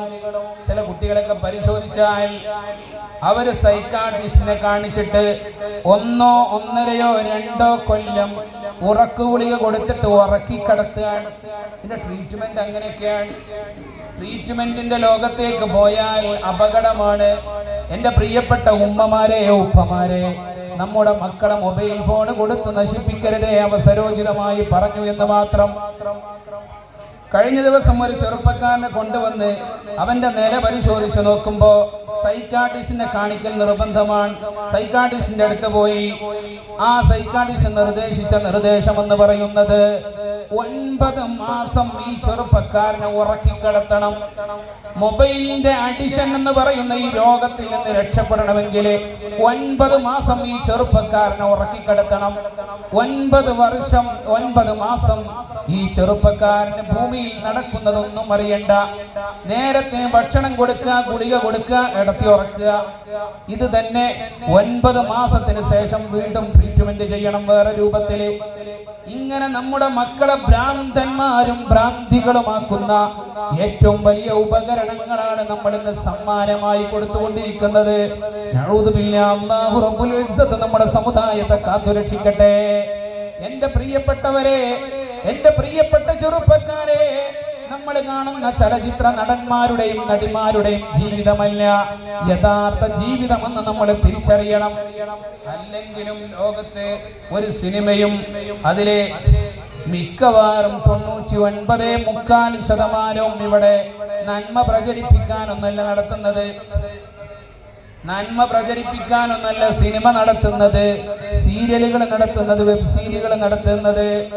അതിന്റെ പിന്നിലൊക്കെ കാശ് സമ്പാദ്യമുണ്ടാക്കാൻ വേണ്ടി അവര് വെച്ചുകൂട്ടുന്ന തോന്നിവാസങ്ങളെ, ഓരോ കാലത്തെയും മനുഷ്യന്റെ വൈകല്യങ്ങളെ മനസ്സിലാക്കിക്കൊണ്ട് ചലച്ചിത്രങ്ങൾ നിർമ്മിക്കുന്ന നിർമ്മാതാക്കളെ അവരുടെ ജീവിതം ഒന്ന് പരിശോധിച്ചാൽ പോരെ. ഇന്നൊന്ന് കെട്ടുക, നാളെ തീർക്കുക, വീണ്ടും കെട്ടുക. ഒന്ന് മാരേജ്, നാളെ ഡിവോഴ്സ്, മറ്റന്നാൾ വേറൊരു മാരേജ്, അത് കഴിഞ്ഞാൽ വേറൊരു ഡിവോഴ്സ്. ഇങ്ങനെ ജീവിതത്തെ കൊണ്ട് പന്താടുന്ന ചലച്ചിത്ര നടന്മാരുടെയും നടിമാരുടെയും ജീവിതമാവരുത് നമ്മുടെ മാതൃക. നമ്മുടെ കുടുംബത്തിന്റെ മാതൃക അവരല്ല. കഴിഞ്ഞ ദിവസം നമ്മൾ മറന്നുപോയിട്ടില്ല, അബ്ദുൽ കരീം എന്ന് പറയുന്ന മനുഷ്യന്റെ പിതാവിന്റെ മരണത്തെ കോലിളക്കം സൃഷ്ടിച്ച മരണമായിരുന്നു. മിഥിലാദ് എന്ന് പറയുന്ന ചെറുപ്പക്കാരനായ സ്വന്തം മകൻ സ്വന്തം പിതാവിന്റെ നെഞ്ചിലേക്ക് കടാര കുത്തിയിറക്കിയിട്ട് സ്വന്തം പിതാവ് ആ കടാരയിൽ കടന്നുകൊണ്ട് പിടഞ്ഞു മരിച്ചപ്പോ ആ ചെറുപ്പക്കാരനെ പോലീസ് ഉദ്യോഗസ്ഥന്മാര് കൊണ്ടുപോയിട്ട് ചോദ്യം ചെയ്ത് ആരാണ് നിനക്കിതിന് പ്രേരണ എന്ന് ചോദിക്കുമ്പോഴാണ് ആ സഹോദരൻ പറയുന്നത്, ഞാന് മോഹൻലാൽ അഭിനയിച്ചിരിക്കുന്ന ദൃശ്യം എന്ന് പറയുന്ന സിനിമ 3 തവണ കണ്ടിട്ടാണ് ഈ കൊലപാതകം നടത്തിയത്. ആ സിനിമ 3 പ്രാവശ്യം കണ്ടിട്ടാണ് ഞാൻ എൻ്റെ ഉപ്പയുടെ നെഞ്ചത്തേക്ക് കടാര കുത്തിയിറക്കിയിട്ട് തെളിവ് നശിപ്പിക്കാനുള്ള തന്ത്രങ്ങളും എനിക്കുണ്ടാക്കിയത്. ആധുനിക മനുഷ്യ ചിന്തിക്ക, നിങ്ങള് ഈ ചലച്ചിത്രങ്ങളാണോ നമ്മുടെ ജീവിതത്തെ നിയന്ത്രിക്കേണ്ടത്? നമ്മുടെ കുടുംബ ബന്ധങ്ങളിൽ സുഹൃതങ്ങൾ ഉണ്ടാക്കി തരേണ്ടത്? മനുഷികമായ എല്ലാ ബന്ധങ്ങളെയും പൊട്ടിച്ചെറിയാനും എല്ലാ തോന്നിവാസങ്ങളെയും കൊണ്ടുവരാനല്ലേ ഇவ்விதമുള്ള ദൃശ്യമാധ്യമങ്ങളിലൂടെ കടന്നു വരുന്ന ആധുനിക ചലച്ചിത്രങ്ങളും സീരിയലുകളും നമ്മൾ പഠിപ്പിച്ചുകൊണ്ടിരിക്കുന്നത്? അതുകൊണ്ട് അതിന്റെ പിന്നാലെ പോവരുതേ. അത് തകർക്കുന്നതാണ്, അത് മനുഷ്യനെ തകർക്കുന്നതാണ്. ഇവിടെയാണ് നമ്മൾ ചിന്തിക്കേണ്ടത്, നമ്മൾ മാതൃകയാക്കേണ്ടത് പരിശുദ്ധ നബി സ്വല്ലല്ലാഹു അലൈഹി വസല്ലം തങ്ങളിലേക്കാണ്. അവിടുന്ന് ഹബീബ് പറയുന്നതോ നമ്മുടെ എല്ലാ കാര്യത്തിനും ഇങ്ങനെ ചേർത്ത് നിർത്തുക. എല്ലാത്തിനും നമുക്കുള്ള ഏറ്റവും വലിയ പ്രശ്നം നമ്മളെ വാശി ജയിപ്പിക്കലാണ്. വാശി ജയിക്കണം എന്നൊരു ദുർവാശിയാണ്. ഞാനൊരു കാര്യം പറഞ്ഞാൽ എൻ്റെ കുടുംബം അംഗീകരിക്കണം, ഞാനൊരു കാര്യം പറഞ്ഞാൽ എൻ്റെ ഭാര്യ തങ്ങൾ അംഗീകരിച്ചേ പറ്റൂ. ഭാര്യ എന്ന് പറഞ്ഞാൽ ഞാൻ പറഞ്ഞാൽ ഇതുവരെ ഒരു വിലയില്ലേ വീട്ടിൽ, ഈ കുടുംബത്തിൽ ഒരു വിലയില്ലേ എനിക്ക്, അതുകൊണ്ട് ഞാൻ പറഞ്ഞതുപോലെ നടക്കുമെന്ന് ഞാനൊന്ന് നോക്കട്ടെ, വരുന്നിടത്ത് വെച്ച് കാണാം. ഇങ്ങനെയുള്ള ഒരുപാട് സ്വാർത്ഥതയുടെ ചിന്തകളും മനുഷ്യന്റെ വാശികൾ ജയിക്കണമെന്ന കുബുദ്ധിയുമൊക്കെയാണ് പലപ്പോഴും കുടുംബ ബന്ധങ്ങളെ ഇല്ലായ്മ ചെയ്യുന്നത്. ഈ അടുത്തൊരു ചെറുപ്പക്കാരൻ വന്നിട്ട് എന്നോട് പറഞ്ഞു, ഉസ്താദേ ഞാനും എൻ്റെ ജ്യേഷ്ഠനും ഗൾഫിൽ കൂറ് കച്ചവടം നടത്തിയിരുന്നു. രണ്ടാളിങ്ങനെ ഷെയറായിട്ട് കച്ചവടം നടത്തിയിരുന്നു. കച്ചവടത്തിൽ ചില പ്രയാസങ്ങളൊക്കെ വന്നപ്പോൾ ഞാനും എൻ്റെ ജ്യേഷ്ഠനും തമ്മിൽ പ്രശ്നമായി. രണ്ടാളും കച്ചവടം പിരിഞ്ഞു. എൻ്റെ ജ്യേഷ്ഠൻ എന്നുമായിട്ടുള്ള എല്ലാ ബന്ധങ്ങളും അവസാനിപ്പിച്ചു. ഞാൻ എൻ്റെ ജ്യേഷ്ഠനോട് മിണ്ടണമെന്ന് ആഗ്രഹിക്കും, പക്ഷേ അവൻ സമ്മതിക്കില്ല. എൻ്റെ കുടുംബത്തിൽ പല ഫംഗ്ഷനുകളും നടക്കും. ഞാൻ അവനോട് ചെന്നിട്ട് അവൻ്റെ ഉമ്മറത്ത് പോയിട്ട് പറയും, അവൻ്റെ വീടിൻ്റെ ഉള്ളിലേക്ക് കയറിയിട്ട് പറയും, അവൻ്റെ ഭാര്യയോടും മക്കളോടൊക്കെ നേരിട്ട് പറയും. പക്ഷേ ഒരൊറ്റ ഫംഗ്ഷനും എൻ്റെ ജ്യേഷ്ഠൻ എൻ്റെ വീട്ടിലേക്ക് വരില്ല. ഒരുപാട് തവണ വിളിച്ചു. അതിനിടയിലാണ് എൻ്റെ ജ്യേഷ്ഠൻ്റെ മകളുടെ കല്യാണം വന്നത്. ഞാൻ കരുതി ഞാൻ എല്ലാ സമയത്തും അവൻ്റെ വീട്ടിൽ പോയി പറയുന്നത് പോലെ എൻ്റെ ജ്യേഷ്ഠൻ എൻ്റെ വീട്ടിൽ വന്ന് എന്നോട് പറയും, അപ്പൊ ഞാൻ അവൻ ചെയ്തതുപോലെ ചെയ്യൂല, ഞാൻ ആ കല്യാണത്തിന് ചൊല്ലും, അപ്പൊ പ്രശ്നങ്ങളൊക്കെ തീരും എന്ന് വിചാരിച്ചു. പക്ഷേ കല്യാണത്തിന്റെ തലേ ദിവസമായി. അതുവരെ എല്ലാവരോടും പറഞ്ഞു, എൻ്റെ വീടിൻ്റെ അപ്പുറവും ഇപ്പുറവും എല്ലാ കുടുംബത്തിനോടും എല്ലാ ആളുകളോടും പറഞ്ഞു. എന്നോടും എൻ്റെ ഭാര്യയോടും എൻ്റെ മക്കളോടും മാത്രം ഇവൻ കല്യാണം പറഞ്ഞില്ല. കല്യാണത്തിൻ്റെ അന്നത്തെ ദിവസം നട്ടുച്ച സമയമാകുമ്പോൾ ഒരു 12 മണിയോടടുത്തപ്പോ ഞാൻ എൻ്റെ ഭാര്യയോടും മക്കളോടും പറഞ്ഞു, നിങ്ങൾ മാറ്റി ഡ്രസ്സ് ചെയ്യണം. അവര് പുതിയ വസ്ത്രങ്ങൾ ധരിച്ച് ജ്യേഷ്ഠന്റെ വീട്ടിലേക്ക് കല്യാണത്തിന് പോകാൻ ഒരുങ്ങുമ്പോ ഭാര്യ ചോദിച്ചു, വിളിക്കാത്ത കല്യാണത്തിന് നമ്മൾ പോണോ? വിളിക്കാത്ത കല്യാണത്തിന് നമ്മൾ പോണോ? വിളിച്ചിരുന്നെങ്കിൽ പോവായിരുന്നെങ്കിൽ ഒരു രസം ഉണ്ടായിരുന്നു. ഈ വിളിക്കാത്ത കല്യാണത്തിന് നമ്മൾ എന്തിനാ പോകുന്നത്? ഞാൻ എൻ്റെ ഭാര്യയോട് പറഞ്ഞു, നീ അതൊന്നും വിഷയാക്കണ്ട, അവൻ എൻ്റെ ജ്യേഷ്ഠനാണ്. ഒരു ജ്യേഷ്ഠൻ അനിയനോട് പറഞ്ഞിട്ടില്ല എന്ന് കരുതിയിട്ട് ഭൂമിയിൽ ഒന്നും നടക്കാൻ പോകുന്നില്ല. അതുകൊണ്ട് നീ മാറ്റിക്കോ, ഡ്രസ്സ് ചെയ്തോ. എൻ്റെ ഭാര്യയെയും മക്കളെയും ഡ്രസ്സ് ചെയ്യിപ്പിച്ച് ഞാൻ ഒരു വാഹനം പിടിച്ച് എൻ്റെ ജ്യേഷ്ഠൻ്റെ വീടിൻ്റെ മുമ്പിലെത്തി. ഞാൻ വാഹനത്തിൽ നിന്ന് നേരെ ഇറങ്ങിയിട്ട് എൻ്റെ ജ്യേഷ്ഠൻ നിൽക്കുന്നുണ്ട് സിറ്റ് ഔട്ടിൽ. എല്ലാ ആളുകളെയും ഇങ്ങനെ സ്വീകരിച്ചുകൊണ്ട് കല്യാണത്തിന്റെ മൂർധന്യ ദിശയിൽ എത്തി നിൽക്കാൻ ആയിരക്കണക്കിന് ആളുകൾ വന്ന് നിറഞ്ഞിരിക്കുന്ന പന്തലിന്റെ ഇടയിലൂടെ സ്വന്തം ജ്യേഷ്ഠന്റെ മുമ്പിലേക്ക് വർഷങ്ങൾക്ക് മുമ്പ് പിണങ്ങിപ്പോയ ആ ജ്യേഷ്ഠന്റെ മുമ്പിലേക്ക് ഈ കല്യാണത്തിന് വിളിക്കാത്ത അതിഥിയായി ഈ കൊച്ചനിയൻ ചെന്നിട്ട് സലാം പറഞ്ഞു. അവൻ 2 കൈയും ഇങ്ങനെ കെട്ടി നിൽക്കുന്നുണ്ട്. സിറ്റൗട്ടിൽ എന്നെ കണ്ടപ്പോ 2 കൈയും ഇങ്ങനെ കെട്ടി നിന്നു. എന്നിട്ട് എന്നിലേക്കൊന്നിങ്ങനെ നോക്കി, ഇമ വെട്ടാതെ നോക്കി.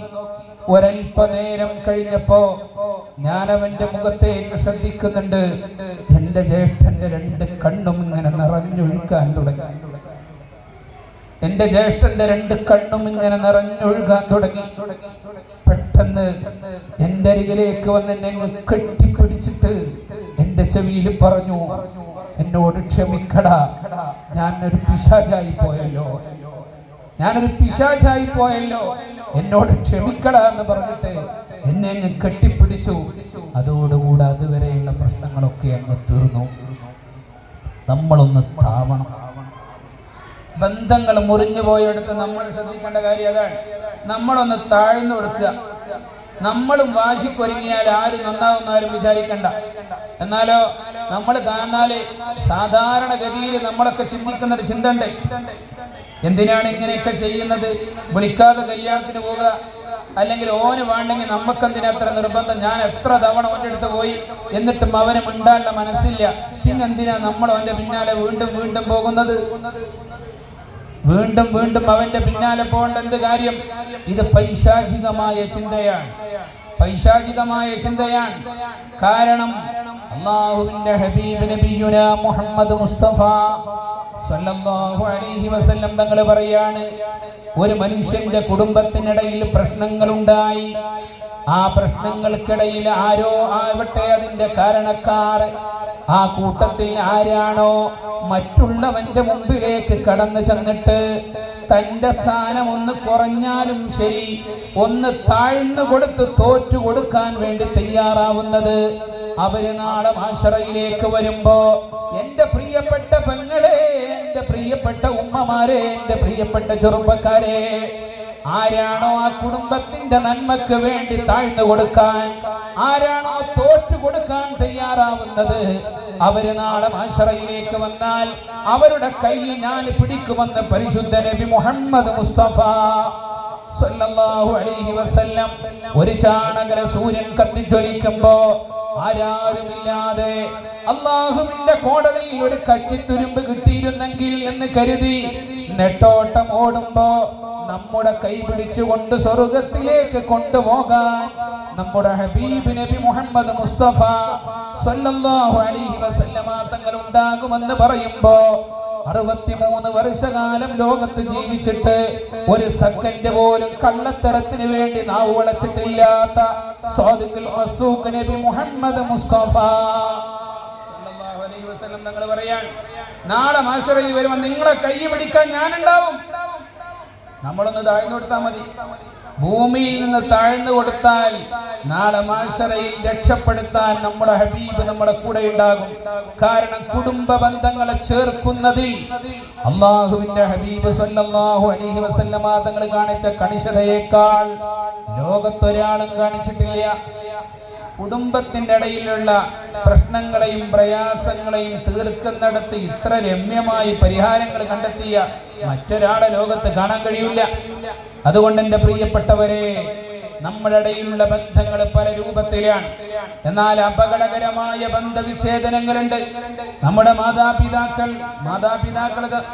മക്കളും മാതാപിതാക്കളും തമ്മിലുള്ള ബന്ധങ്ങള്, അയൽപക്കക്കാര് തമ്മിലുള്ള ബന്ധങ്ങള്, ഭാര്യ ഭർത്താക്കന്മാര് തമ്മിലുള്ള ബന്ധങ്ങള്, മക്കളോടുള്ള ബന്ധം, നമ്മുടെ സുഹൃത്തുക്കളോടുള്ള ബന്ധം, ഇങ്ങനെ പല നിലക്കും ബന്ധങ്ങൾ കടന്നു പോകുമ്പോ അതിലേറ്റവും പ്രധാനപ്പെട്ട ബന്ധമെന്ന് പറയുന്നത് അല്ലാഹുവിന്റെ ഹബീബ് നബി മുഹമ്മദ് മുസ്തഫ സല്ലല്ലാഹു അലൈഹി വസല്ലം പറയാണ്, ഈ ലോകത്ത് നിനക്ക് ഏറ്റവും കൂടുതൽ ബന്ധം സ്ഥാപിക്കേണ്ടത് നീ സാധാരണ നിന്റെ കൂട്ടത്തിലും കുടുംബത്തിലും ജീവിക്കുമ്പോ നിന്റെ ഉമ്മയോടാണെന്ന് പരിശുദ്ധ നബി മുഹമ്മദ് മുസ്തഫ.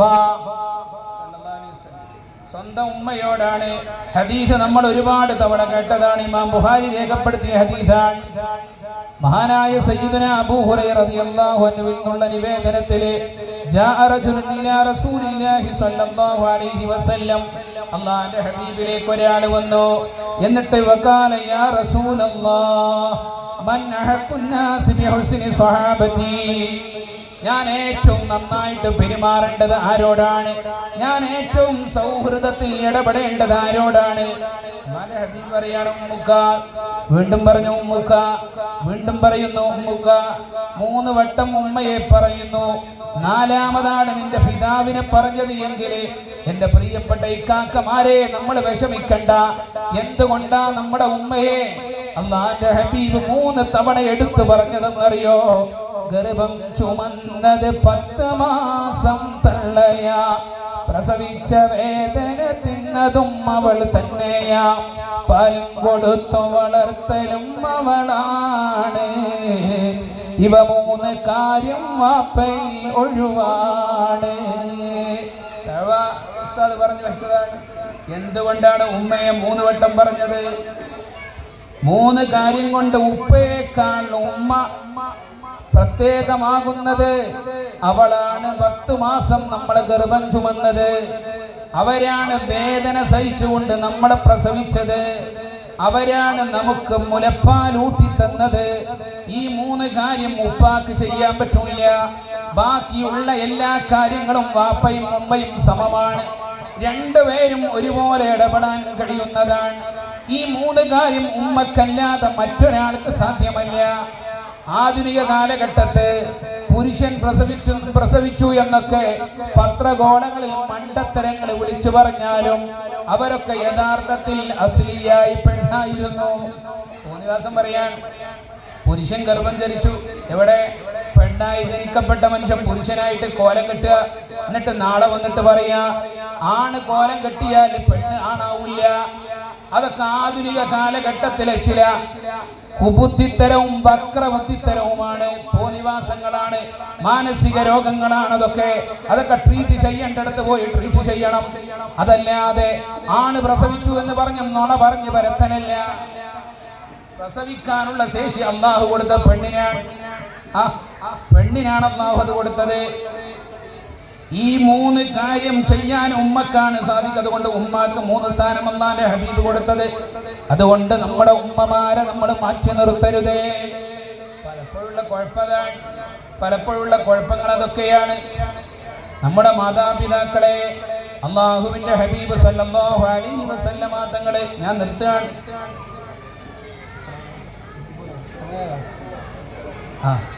ഞാനിപ്പോൾ നിർത്തിട്ടോ. നീറ്റ് പോകാനല്ലോ ടൈം പറഞ്ഞേ. ഇപ്പം ഞാൻ നിർത്തും. അപ്പം നമുക്ക് എല്ലാവർക്കും ഒന്നിച്ച് പോവാം. ബഹുമാനപ്പെട്ട ഉസ്താദ് അവരുടെ ഉപ്പാക്ക് വേണ്ടി പ്രത്യേകമായ പ്രാർത്ഥനയൊക്കെ നടത്തിയിട്ട് വേണം പോവാൻ. അള്ളാഹു റബ്ബുൽ ഇസ്സത്ത് തൗഫീഖ് പ്രദാനം ചെയ്യട്ടെ. മഹാനായ സയ്യിദുനാ അലി ഖമാർ റളിയല്ലാഹു തആല അൻഹു ചരിത്രം വിശാലമാണ്. ഞാൻ അതിലേക്കൊന്നും പോകുന്നില്ല. അൽ ഖമാർ റളിയല്ലാഹു അൻഹുവിനെ ഖബറടക്കിയിട്ട് മരിക്കാൻ വേണ്ടി ഒരുപാട് കഷ്ടപ്പെട്ടയാളാണ്. സ്വന്തം ഉമ്മയുമായിട്ടുള്ള ജീവിതത്തിൽ ചില പ്രയാസങ്ങൾ ഉണ്ടായപ്പോൾ മരണസമയത്ത് വിഷമമുണ്ടായിട്ടുണ്ട്. പക്ഷേ ഉമ്മ പൊരുത്തപ്പെട്ടു കൊടുത്തപ്പോൾ അത് മരിക്കാൻ ലാ ഇലാഹ ഇല്ലല്ലാഹ് ചൊല്ലി മരിക്കാനുള്ള ഭാഗ്യം കിട്ടി. ആ അൽഖമയെ അള്ളാന്റെ ഹബീബും സ്വഹാബത്തും കൊണ്ടുപോയി ഖബറടക്കിയിട്ട് ആ ഖബറടക്കൽ ചടങ്ങ് കഴിഞ്ഞപ്പോ അള്ളാന്റെ ഹബീബ് ആ ഖബറിന്റെ